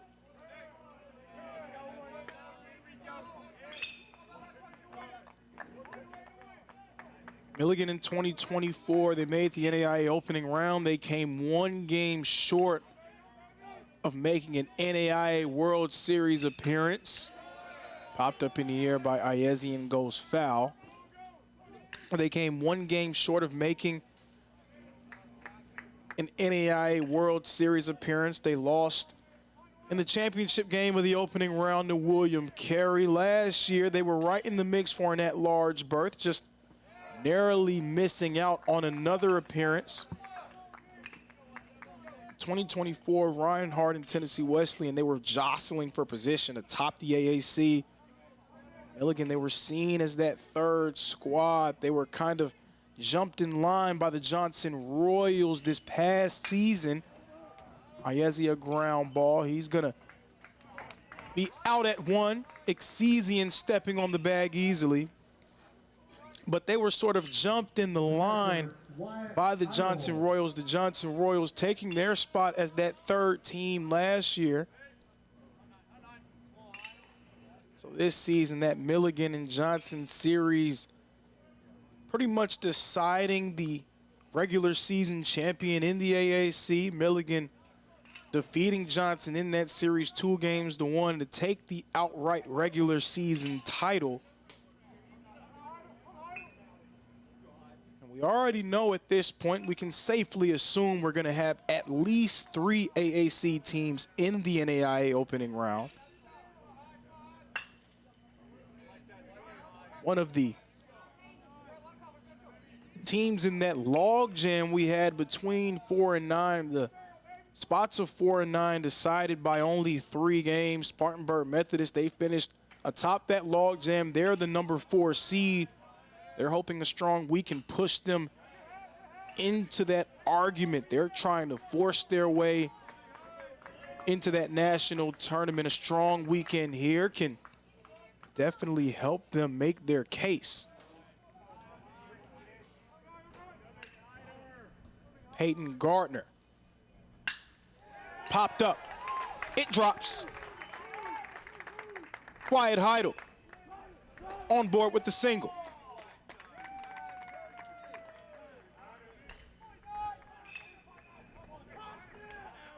Wyatt Heidel's first hit of the ball game.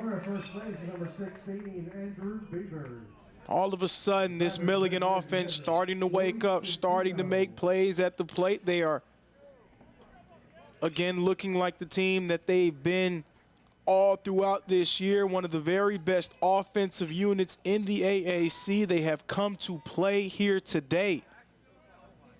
Spartanburg Methodist, they have 5 hits, but those hits coming in the early part of the ball game. Their bats have gone cold. Milligan's bats have started to heat up. Still plenty of time left in this game. A lot of baseball left to be played, but right now, Milligan looking to put their pedal to the metal and extend their stay here in Kingsport, Tennessee.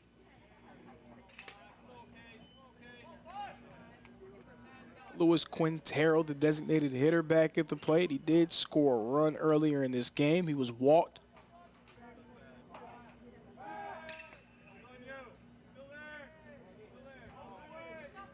Walk allowed him to make his way on base.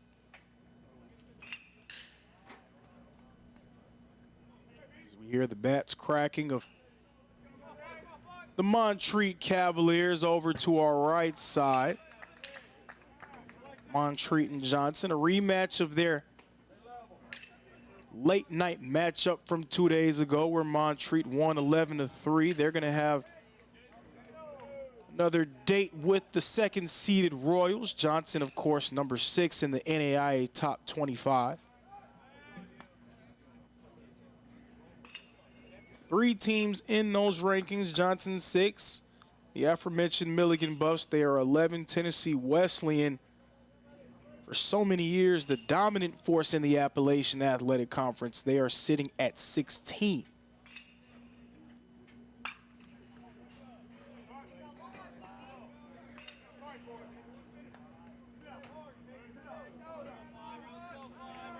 That top 3, they were pretty solidly the top 3 teams in the AAC for this season. Milligan finishing 22-5, Johnson 20-6, Tennessee Wesleyan finishing up at 20-7. After that, a gap before you get to Spartanburg Methodist, who finished 4th in the conference at 16-11.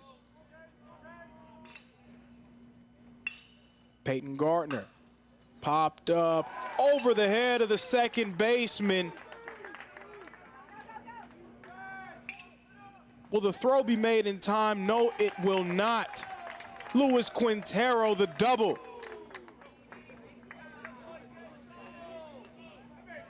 Quintero's first hit of the day. 2 runners in the scoring position for Milligan. So a chance for Milligan to add more runs to their total. Andrew Beavers, the pinch runner, he's at 3rd. Luis Quintero's double puts him at 2nd. 2 men in scoring position, 1 man gone. Reagan Smith back at the plate.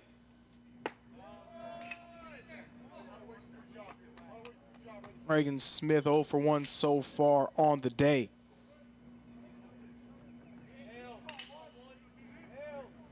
Spartanburg Methodist in 2 games against Milligan. They were very competitive. This one a grounder. The throw will be made in time, but not before another run scores for the Milligan Buffs. Reagan Smith does his job, extends Milligan's lead. Some insurance added. You can never decline some added coverage, folks. That's a lesson in baseball and a lesson in life. The Milligan Buffs taking a 4-run lead over the Pioneers. Spartanburg Methodist, they were competitive with Milligan in 2 of the 3 games this season. They were able to win, actually, that first game, a 7-inning contest, 5-4. In that 3rd game, Milligan really poured it on. They won that game 7-0. Which started out to look like another classic contest between these 2 squads has turned into Milligan finding their form and building momentum. Miller Spence, the outfielder, he's back at the plate. Spence pops it up. That's going to go foul. Look out below. It's going to go into the stands. Hopefully everybody got out of the way of that one. Count now 2-1. 2 consecutive innings. Peyton Gardner has surrendered a run. He hopes it will just be 1 in this inning. Got a few guys stretching out right now out of the pen, but no one tossing, no one really warming up for Spartanburg Methodist. So it seems like they're going to let Gardner get himself out of the inning, and he will. Strike number 3. Second K of the game for Peyton Gardner. He ends the 5th. Milligan, they're up to 6 runs scored. Their lead is 4.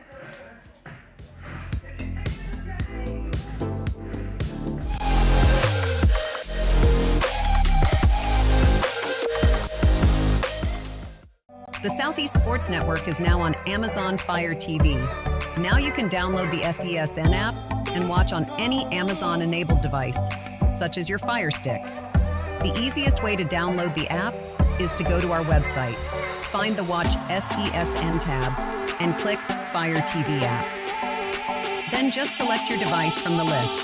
That's it. Free and easy. Enjoy watching the Southeast Sports Network on your Fire TV, Fire Stick, or Fire tablet with just a few clicks.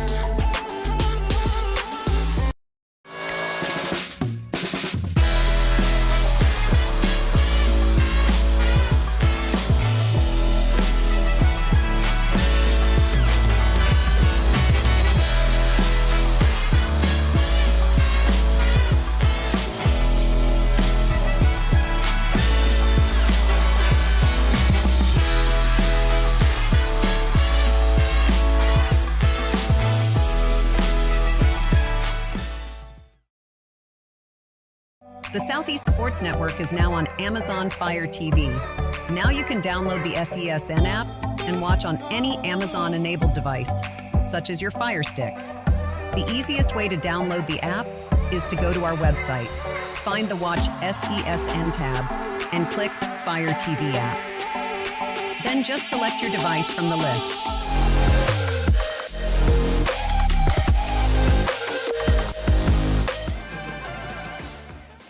The Milligan Buffs looking strong at 6-2. The top seed in our tournament flexing its muscle. Spartanburg Methodist, they are on the ropes. Popped up into the air, straight into the hands of the right fielder, Brody Melton, for out number 1.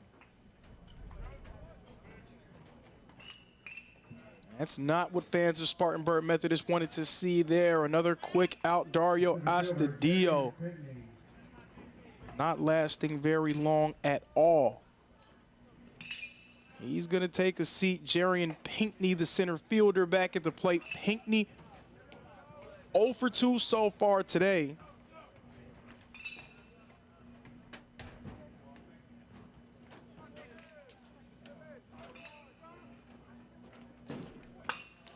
Ground ball. It's retrieved. Throw across the diamond. Is it in time? Yes, it is. Kalawavehe stepped off the bag but made the tag. Some nice work in the field from the Milligan Buffs. Gavin Jones scooped that one up, delivered a throw right over the line. Kalawavehe making the tag, out number 2.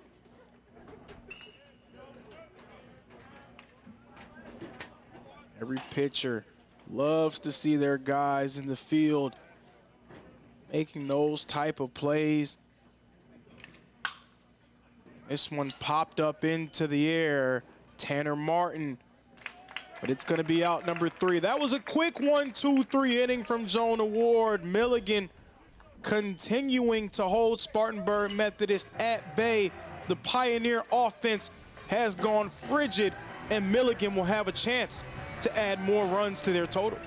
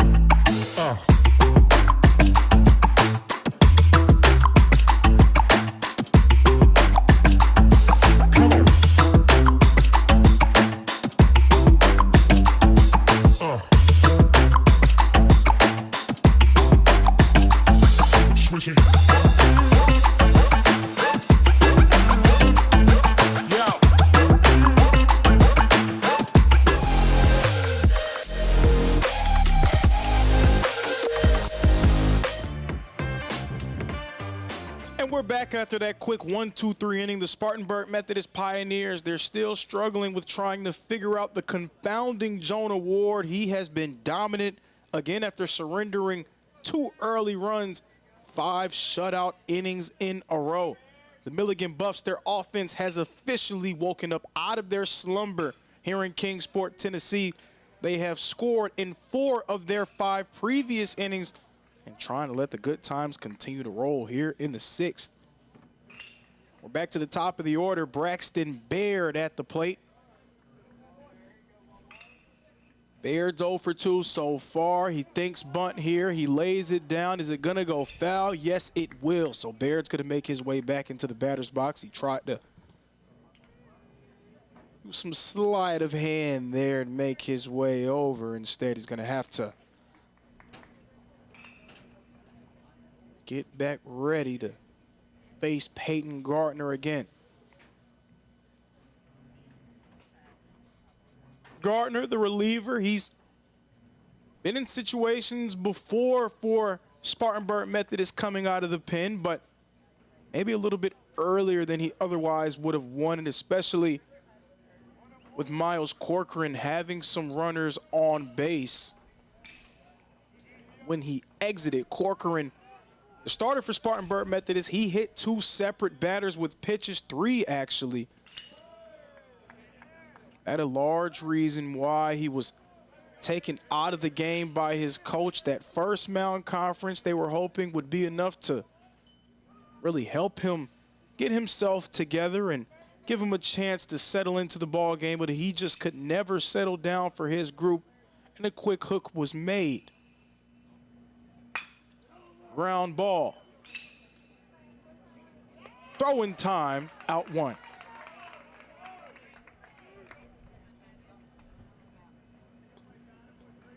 Elijah Franz making the play in the field there, delivering it to the all-conference first baseman Blake Exesian. Gavin Jones at the plate. Jones is 1 for 1 on the day.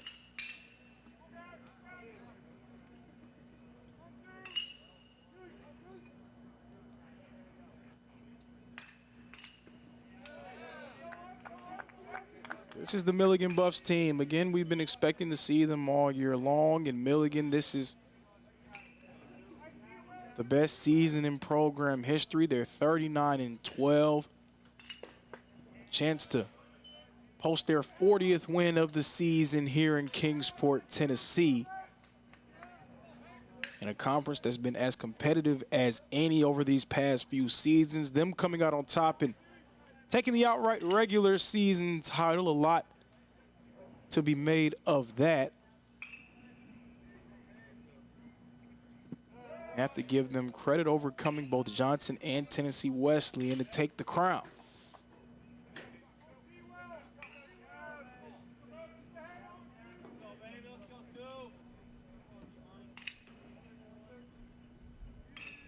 Peyton Gardner, the 1-2, popped up and foul.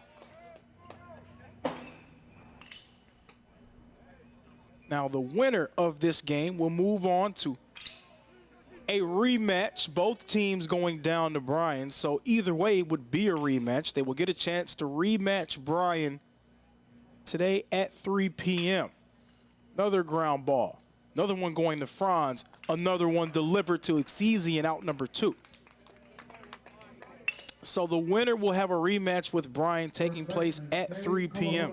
Now the schedule for Saturday will be finalized at the conclusion of our first 2 games here today. Now, this is where it can get a bit tricky. It can get a bit confusing. So, of course, the loser of this game will be done. This is the loser's bracket. You get 2 games to lose. This is officially a loser leaves town game. The loser will see their stay in Kingsport, Tennessee come to an end. The winner will move on to rematch Bryan. We have another loser leaves town game coming up. Johnson and Montreat at 12 p.m. Tentatively scheduled for 12 p.m., of course, but 12 p.m. on the schedule. The winner of that game will play against Tennessee Wesleyan at 6. So that will set up our Final Four. Bryan plays the winner of Game 1. Tennessee Wesleyan, they will play the winner of Game 2. Now, neither of those teams have lost the game up to this point. If Bryan were to lose, then there would be a rubber match game between Bryan and the winner of this one. If Tennessee Wesleyan were to lose, it would be the same situation. Tennessee Wesleyan would have a rubber match with the team, which in this case between Johnson and Montreat, that defeated them. That would set up our 3-game slate for Saturday. Now we'll have more specifics at the conclusion of our second game here today. If you're confused, don't worry, folks. We're going to get you all caught up as the day goes along. Just keep that in the back of your minds as you're watching. Counts full at 3-2. Swing and a miss for out number 3. That's going to retire the side. Milligan held scoreless for just the second inning of the ball game. Peyton Gardner gets out of the inning. Spartanburg Methodist hoping to wake up. We're 6 innings through.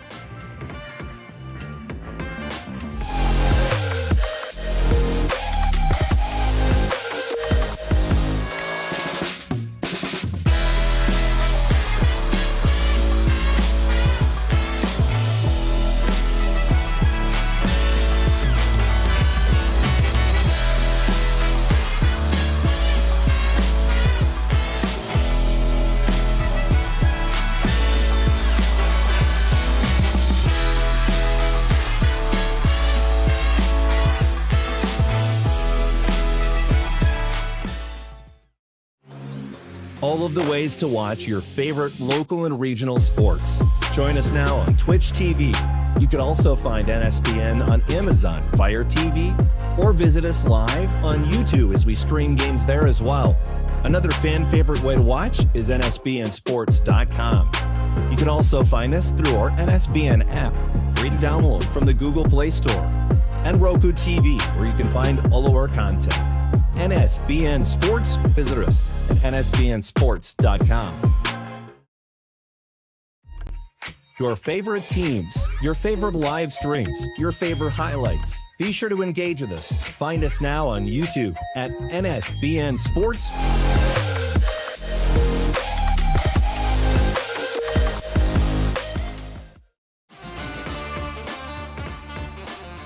We are entering the final third of this ball game. Going into the 7th inning, the score is 6-2. The top-seeded Milligan Buffs looking strong. The 4th-seeded Spartanburg Methodist Pioneers, they are going to have 9 outs to work with to get themselves back into this game. And if they're going to do so, they're going to have to figure out Jonah Ward. Ward continues to deal on the mound for Milligan. 6 innings of work thus far. He surrendered those 2 earned runs in the earlier stages of the game. Literally, the first inning of the game was his worst. Ever since then, 5 consecutive zeros posted on the board. He has shut out Spartanburg Methodist since that first inning. That brings us to our score now, 6-2.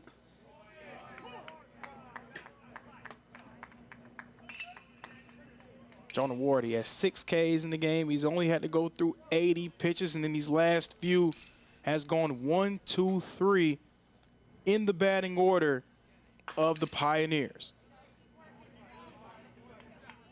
Lane Schrader hoping for a change in fortune. The game started with 3 consecutive singles from Spartanburg Methodist. Brady Jeffcoat, Elijah Franz, Blake Exesian started the game off strong for the Pioneers, but since then, only 2 hits. Those 2 hits coming from DH Bryce Satterwhite and shortstop Cohen Bridges.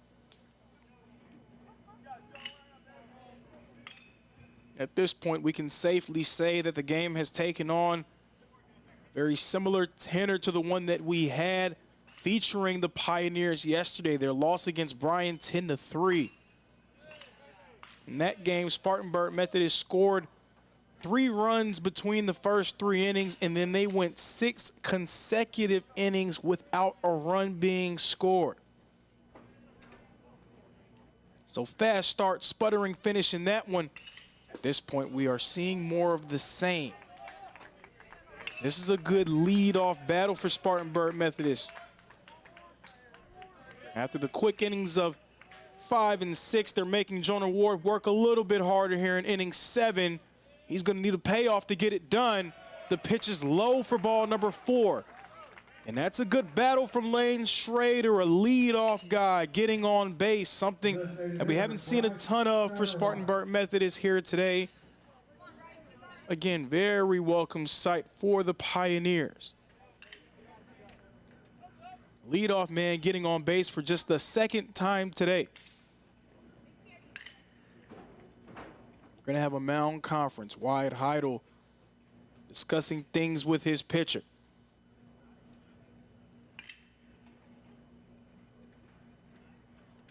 The winner of Milligan and Spartanburg Methodist will have another rematch with Bryan. That game, I'm going to say it every single time, I'm going to qualify it because we know these things never start on time. It's tentatively scheduled for 3 p.m. Johnson and Montreat, that's going to be the next game coming up. That's going to be a rematch of their showdown earlier this week. The Johnson Royals, they were just a little bit listless in that game. That was their first game of the week. Montreat, they were coming in with a ton of momentum. That sort of situation, similar to what we saw Milligan kind of under 2 days ago. They had a tremendous pitching performance from Canyon Guerin that gave him a shot. But an RBI double from Denaj Williams ended up dooming them. The freshman of the year, lifting his squad to victory over the top seed 2 days ago.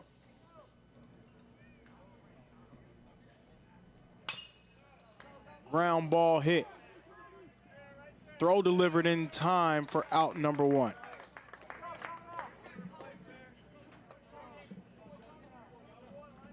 Gavin Jones shuffling that one to Kalahuavehe. But a runner in scoring position for Spartanburg Methodist. Lane Schrader moves himself from first to second. DH Bryce Satterwhite is back at the plate. 1 for 2 so far today.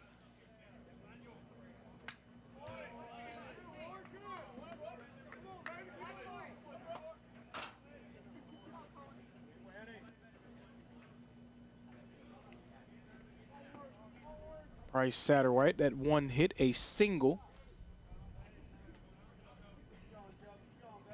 All right, now behind on the count, 0-1. Spartanburg Methodist, you get a guy on scoring position, you got to try to find a way to bring him on, especially when you factor in how rare it's been for them to be in this position all game long. And if you're going to upset one of the best teams in the country, you have to be able to take advantage of your opportunities. We've seen that time and time again. Whenever teams have left runners stranded, when they haven't been able to capitalize, it generally comes back to bite them here in Kingsport. Another ground ball. Great play there made by the shortstop, or the third baseman rather, Gavin Jones, able to hold the runner at second, delivering a perfect ball over to first and getting the out. Third baseman, Brady Jeffcoat. And that is a best case scenario situation for Jonah Ward. 2 outs consecutively after surrendering the walk. Spartanburg Methodist at risk of leaving a runner stranded. Brady Jeffcoat, he's back at the plate. 2 consecutive fruitless at-bats after his leadoff single, his single leading off the entire game in the first inning. Much like the rest of his team, it has been murky water since. Count is 1-0.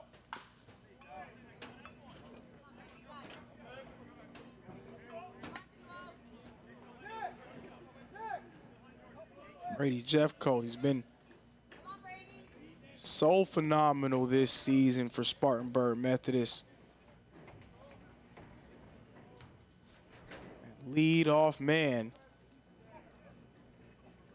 coming to this game batting .371, the senior.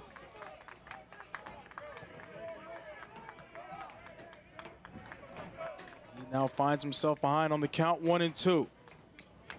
Jeffcoat from Simpsonville, South Carolina. Man in scoring position for the Pioneers, but Ward can retire the side once more. It's popped up straight into the air. It won't even hit the warning track. Center fielder Ayezi's underneath it for out number 3. First sign of real trouble in a few innings from Jonah Ward, but no problem. Still holds Spartanburg Methodist at bay. 6 consecutive scoreless innings from the Pioneers. Milligan still ahead by 4.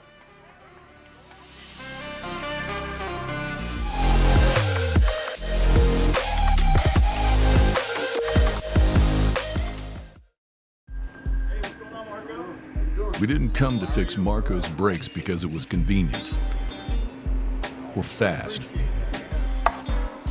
We did it because Marco has bigger fish to fry and a lot of hungry people to feed.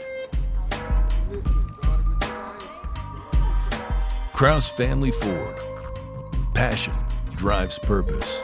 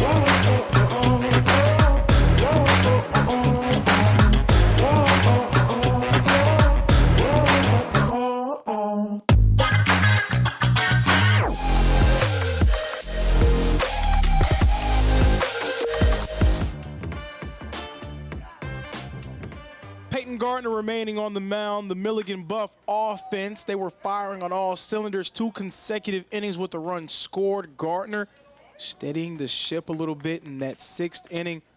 Here in the 7th, he's going to have to continue that strong play. But Milligan hoping to go back to the well once more. Swing and a miss there. Strike number 2. For the outfielder, Brody Melton, who's at the plate. Melton 1 for 3 on the day. He does have 2 RBIs scored. He's behind on the count 0-2 here. Clips that one, it goes foul.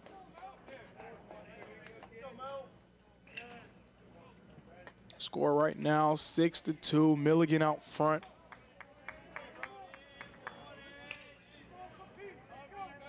Milligan fighting their way back after falling behind early. They immediately answered. The 2-run Spartanburg Methodist scored in the top of the 1st with 2 of their own in the bottom of the inning as Melton swings and misses strike 3.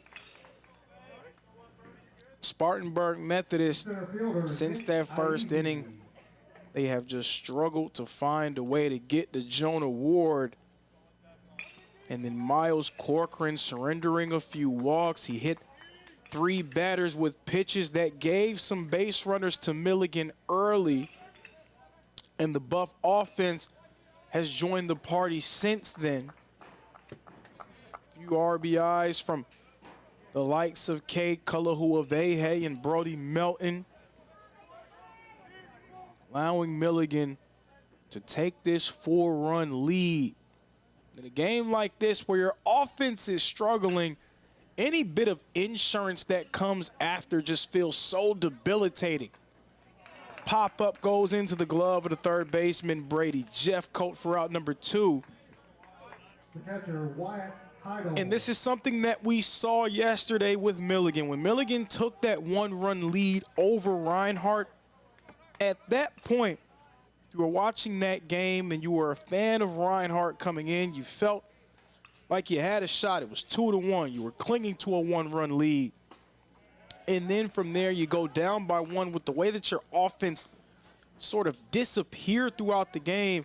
It gets to a situation where you're not really feeling as confident because you don't have any evidence that your offense can get themselves out of that spell, out of that dry spell.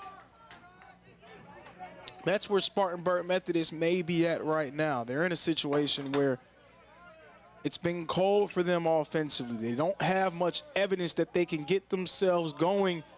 Milligan at this point at the plate, they're playing with house money. Spartanburg Methodist has to prove that they can make something happen.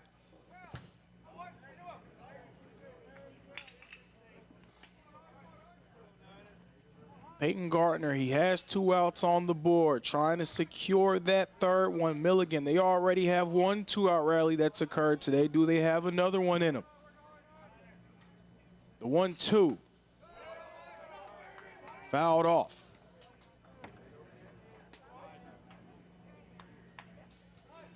Peyton Gardner, he only has 4 complete innings of work, but he's up to 70 pitches right now. Had to pitch deep into these counts. Great approach at the plate by Milligan. They're making him work for every single out.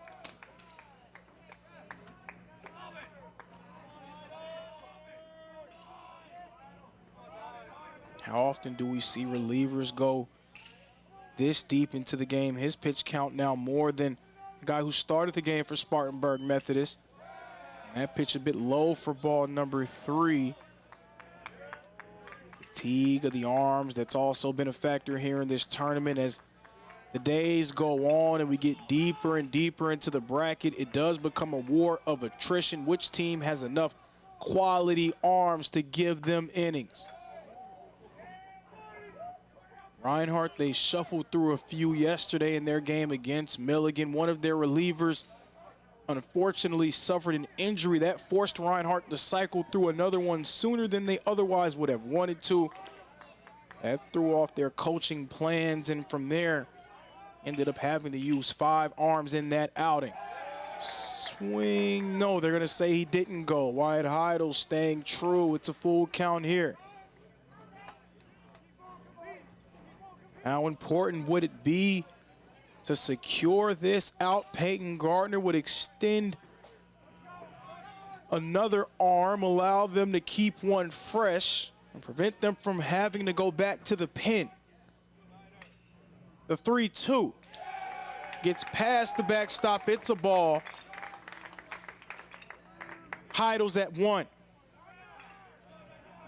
Right now, nobody's stretching and tossing, no one warming up for Spartanburg Methodist, so their coach is confident that Peyton Gardner can get them out of the inning. Pinch runner Andrew Beavers comes in once more. Luis Quintero, the designated hitter, coming back up to the plate. Luis Quintero, 1 for 2 on the day.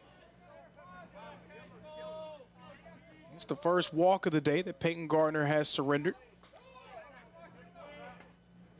Again, a lot of confidence being shown by his coach. No one is stretching, no one is tossing. Not really a whole lot of action over there, so Peyton Gardner, there won't be a lifeline coming. That one escapes the shortstop. 2 men now on for Milligan. Maybe some trouble on the horizon from Peyton Gardner. Gardner tried to collect it on the bounce back. He could not do so. Cohen Bridges then tried to get it. It bounced off of his chest. Luis Quintero moves to 2 for 3 on the day. Reagan Smith, the second baseman, coming up to the plate. So 2 men on for Milligan. They're hoping to add some insurance. This one gets popped up in the shallow right field. It's caught for out number 3. The side is retired. 2 runners left stranded, but Spartanburg Methodist, they are running out of time to make something happen. They're going to have 6 outs to work with. We are going into the 8th inning with the top seed in control.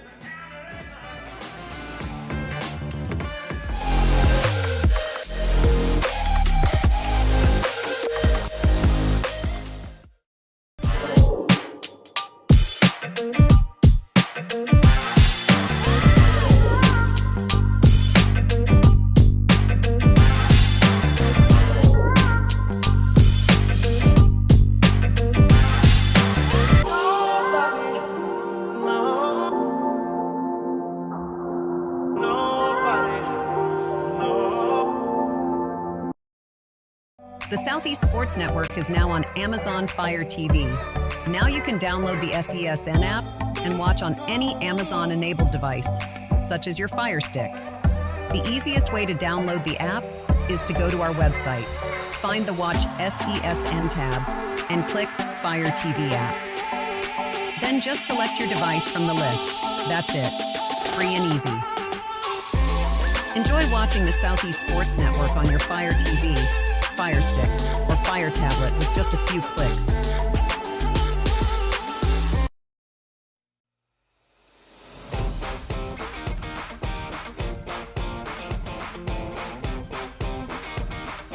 The Bays Mountain Park Adventure Course.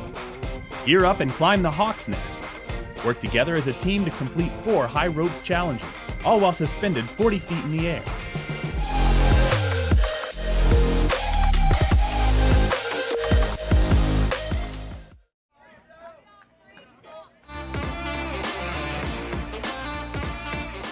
Franz, Exesian, Astadio, the 3 due up for Spartanburg Methodist.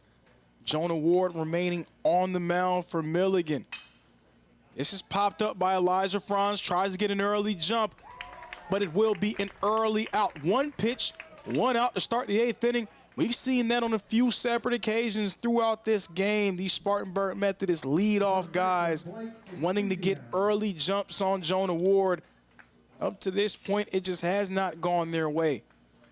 Their offense has completely disappeared. This is the 2nd day in a row that Spartanburg Methodist has not been able to capitalize on a fast start.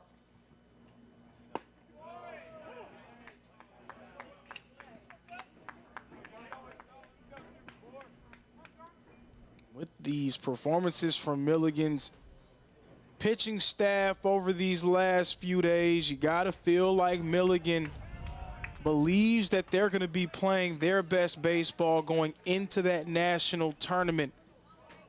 They have 3 starters that you can throw out there with some of the best in the entire country. Jonah Ward, he would be able to fit the billing of an ace for a lot of pitching staffs on a lot of different rosters. On this roster, he's probably the 3rd starter, which is crazy to say for a guy with a 3.98 ERA and a 7-2 record. But again, that's just how strong this pitching staff of Milligan is. We've talked about their lineup plenty of times. We've said that their lineup has had to try to find a way to get going. They got to get into the game. They have to put themselves in a position to be successful. All of the coach speak that we can say of their lineup.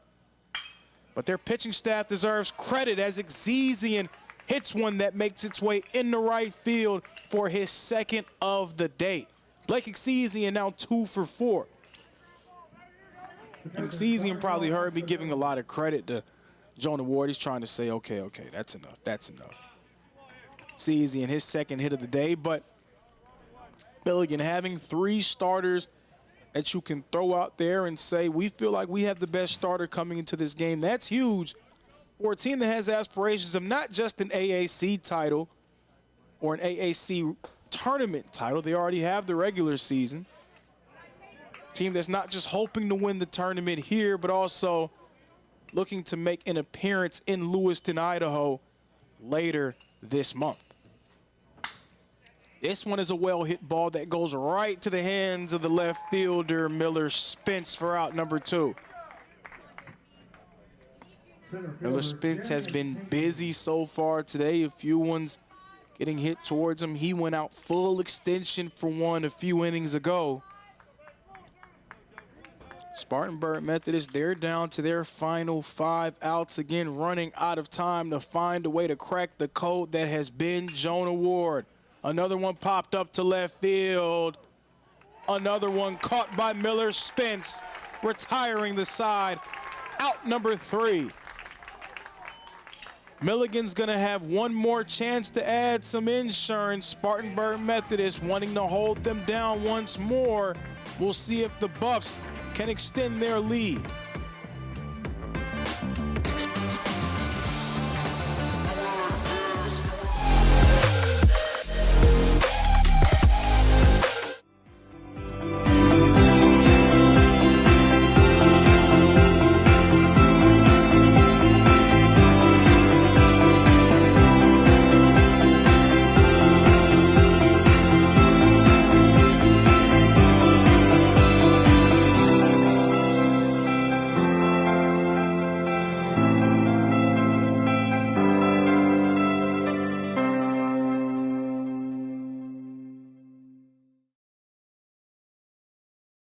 The Southeast Sports Network is now on Amazon Fire TV. Now you can download the SESN app and watch on any Amazon-enabled device, such as your Fire Stick. The easiest way to download the app is to go to our website, find the Watch SESN tab, and click Fire TV app. Then just select your device from the list. That's it. Free and easy.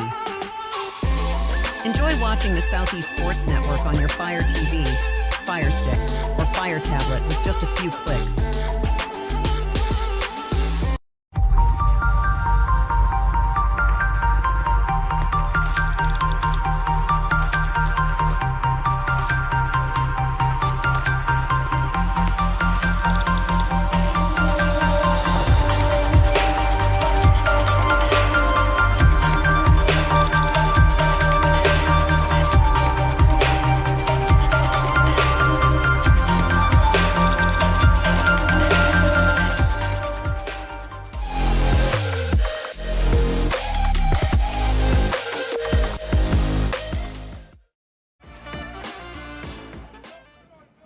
Peyton Gardner remains on the mound for Spartanburg Methodist. He's held this Milligan lineup down in these last 2 innings, 2 consecutive shutout innings from Peyton Gardner.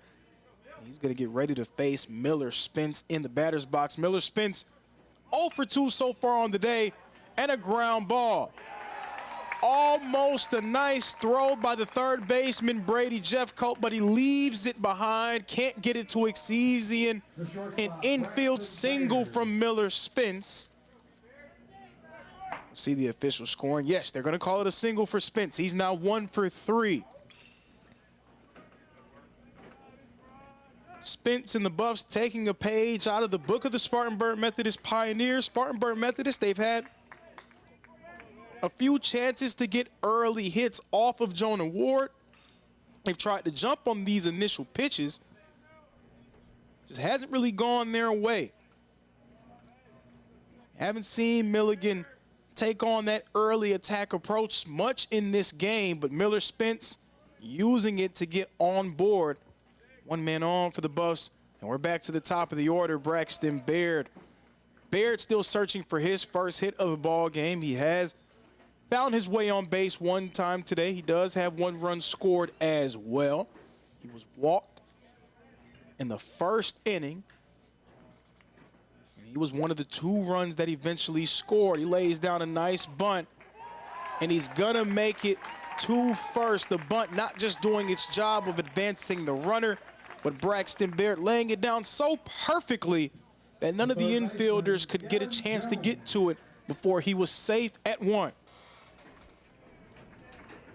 2 men on for Milligan. Milligan trying to extend their coverage, add some more insurance. They're already ahead by 4 runs.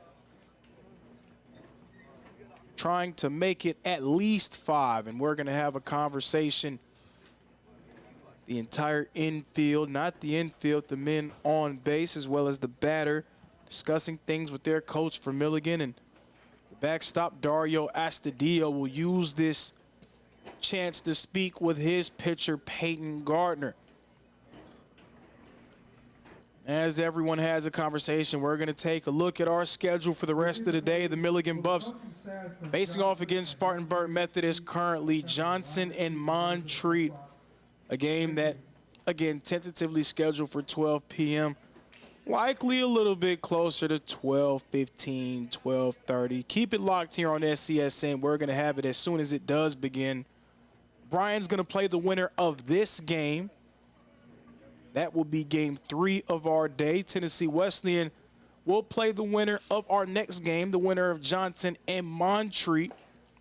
That will be the final game of the evening. Tomorrow's schedule will be finalized at the conclusion of our 2 games here today.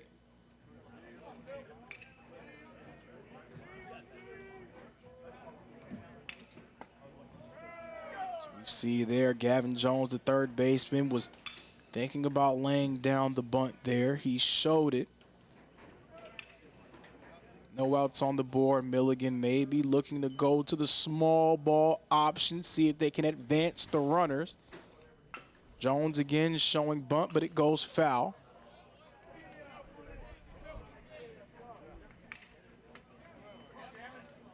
Milligan, after two pedestrian offensive performances against Bryan and Reinhardt, they have completely woken up here. Again, took them a while to get going against the Eagles. They only scored 3 runs in that game, 2 of them coming in the 7th inning after a 3-run shot, 2-run shot rather. They have 6 runs in this ball game that have come off of 9 hits. Milligan, they've progressively gotten better on offense as this tournament has gone on, but Gavin Jones will not be able to keep that momentum going as he swings and misses for strike 3.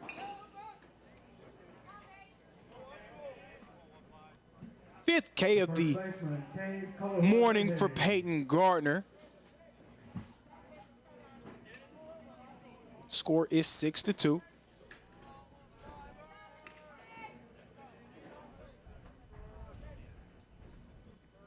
Gardner dealing, ground ball. Great play made by the second baseman, but runners will advance to second and third. Elijah Franz was all over it, stopped it from making its way into the outfield. But the 2 runners are in scoring position with Brody Melton coming up to the plate. Brody Melton already has 2 RBIs on the day. This represents the final opportunity for Milligan to add to their lead before Spartanburg Methodist will get one last-ditch effort to come back and tie it up or even win it.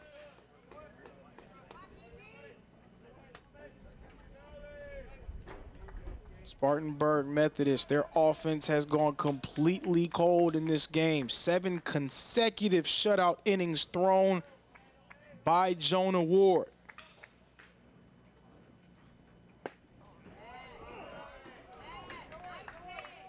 Peyton Gardner, and on the count 0-2.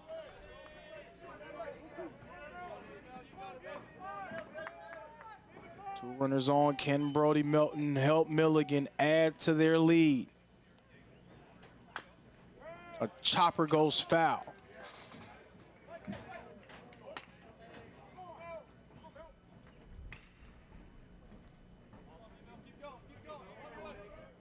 Milligan would love another shot with Bryan now that their bats have gotten a good lather and have gotten themselves into the tournament. I know they feel like Bryan probably caught them in a rest versus rust situation. Milligan, their first game coming on day 2 of our tournament. Bryan had already had a game under their belt. Now a few games in, Milligan may feel like they're in a good rhythm.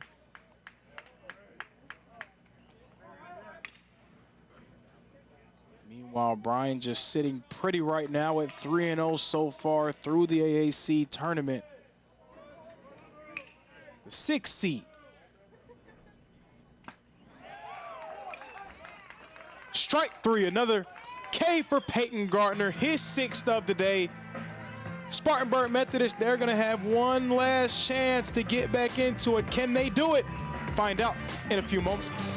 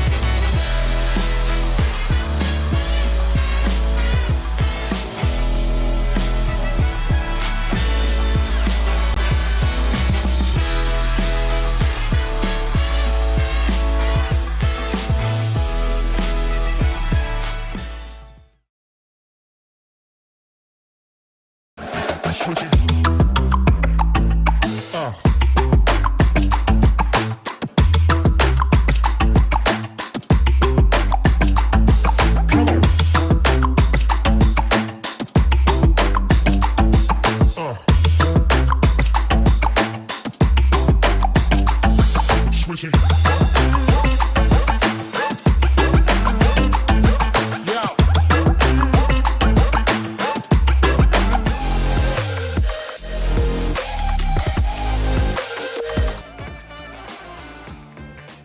Jonah Ward is putting together a masterclass performance.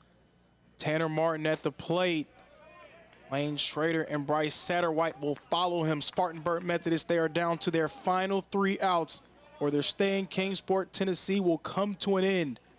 They cannot find a way to get back into the game. Running out of time. The clock strike 12 here on the Pioneers. Jonah Ward threw 8 complete innings of work. He surrendered 2 earned runs, both of them coming in the first inning. But since then, he's been excellent for the Milligan Buffs. 6 strikeouts, 7 straight shutout innings. The Spartanburg Methodist Pioneers, they had 3 hits in the first inning, 3 hits since then.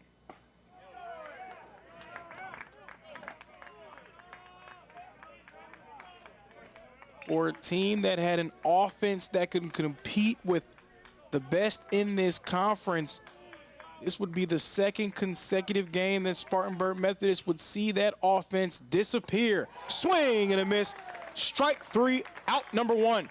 Tanner Martin's going to take a seat. 7th K of the game for Jonah Ward. The struggles continue for Spartanburg Methodist. Coming into the game, Spartanburg Methodist, the 3rd highest batting average as a team. Came into the game batting .304. They're 484 hits, 3rd in the conference as well.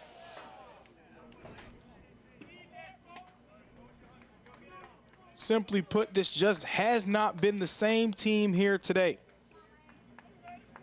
6 hits as a group, half of those coming in the first inning. Only 2 runs on the board.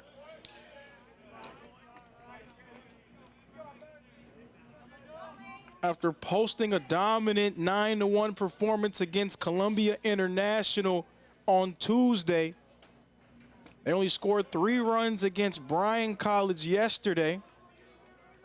And now we're on the verge of seeing their offense elude them once more. Count is 2-1. Milligan's already gotten 2 great performances from their starting pitchers here in Kingsport, Tennessee.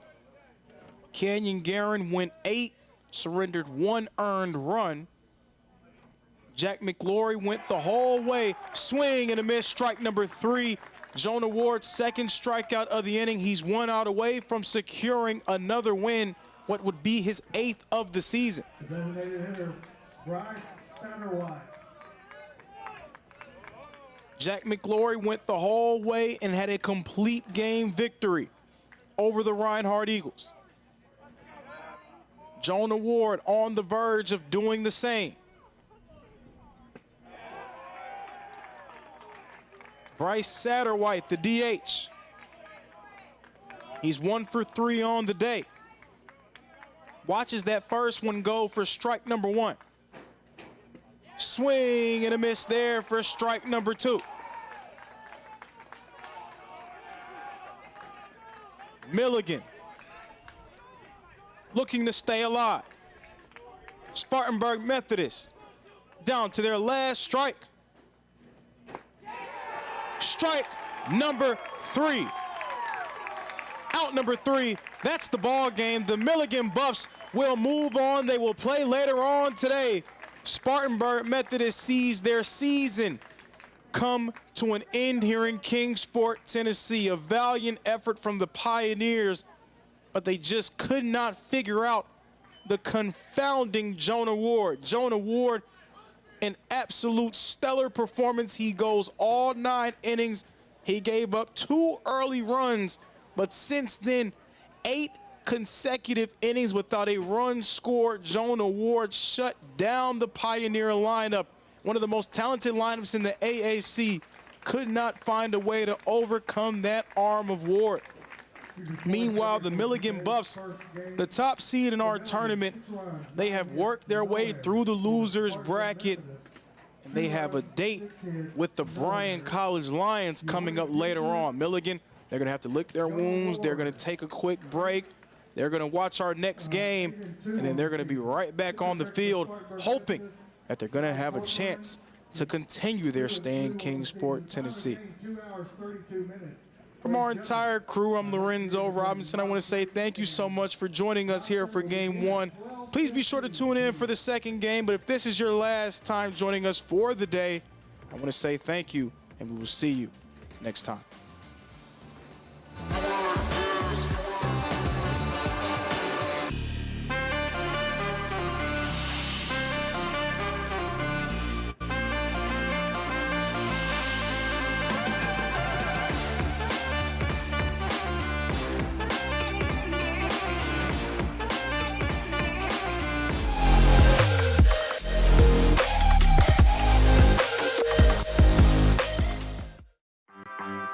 My West Hollywood story is exploring the iconic boulevards, endless shopping, and beautiful galleries.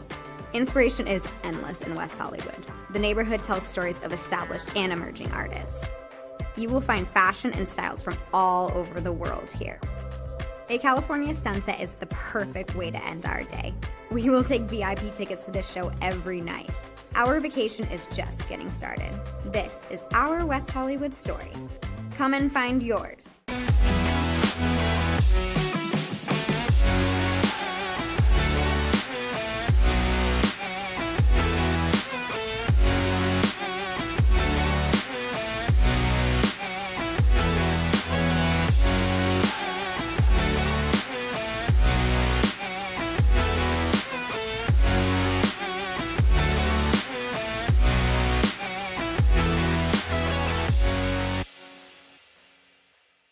LA Galaxy belongs on the best surfaces. Whether you're the best player or the best fan, every goal, every tackle, every last-second battle, it all requires precision, performance, and passion. The LA Galaxy trust AstroTurf to provide the best surfaces, because champions deserve the best. AstroTurf, the official synthetic turf and hybrid field building partner of the LA Galaxy.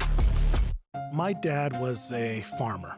And when I saw him on a horse, the guy was bigger than life. One of the things that he had a hard time doing was showing the emotion. Maybe it was because the way he was raised, or believing that men provide and they don't struggle. But we all struggle. I want to show emotion to my kids. I want them to know when I'm happy, I want them to know when I'm sad, and I want them to see me working through things.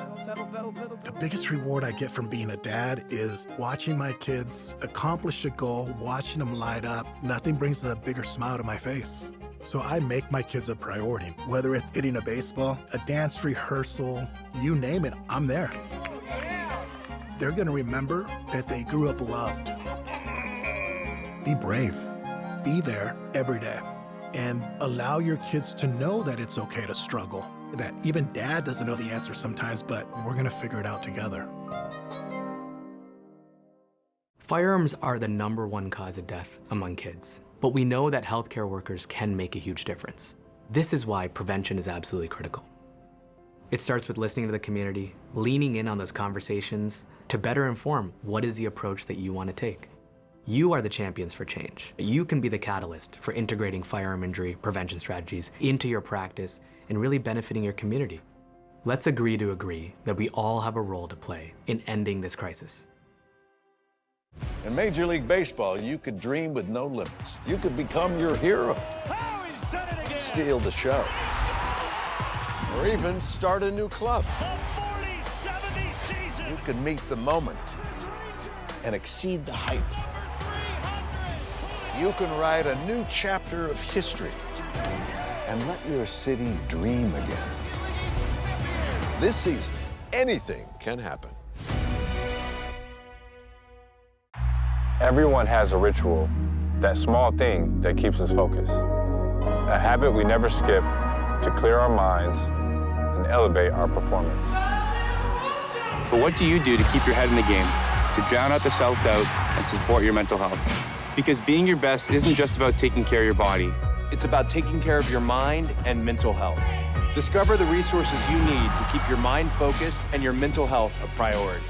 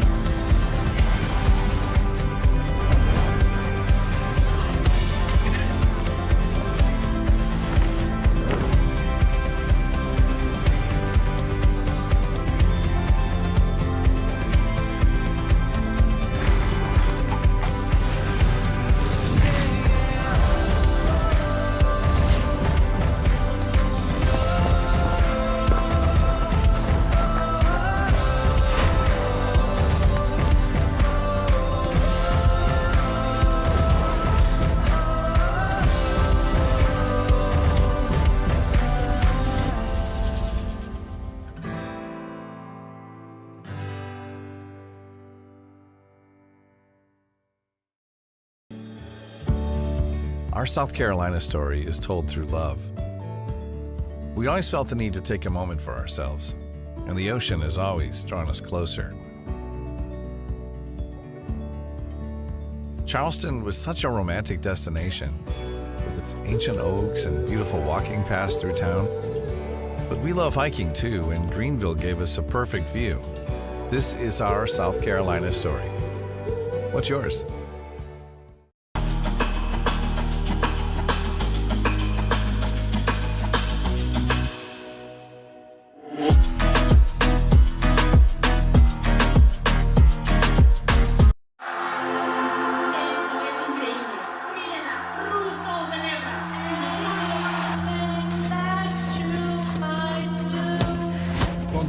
Brilliant again. She just...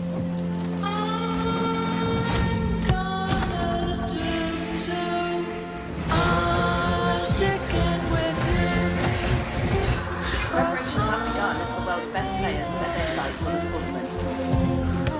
Anything that you might do, I'm gonna do too. The atmosphere is building here in the stadium, particularly this coming out very short.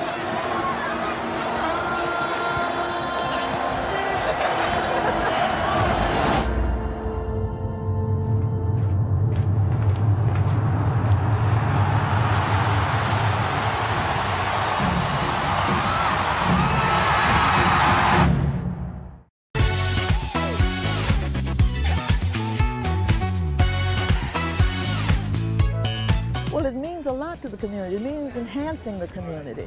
We are so pleased and so proud of the fact that the Braves are involved and participating in its upkeep and making sure that when we come here, we can be all very pleased and very happy about the way it's being kept and the offerings that it has to the community. Man, we're here at a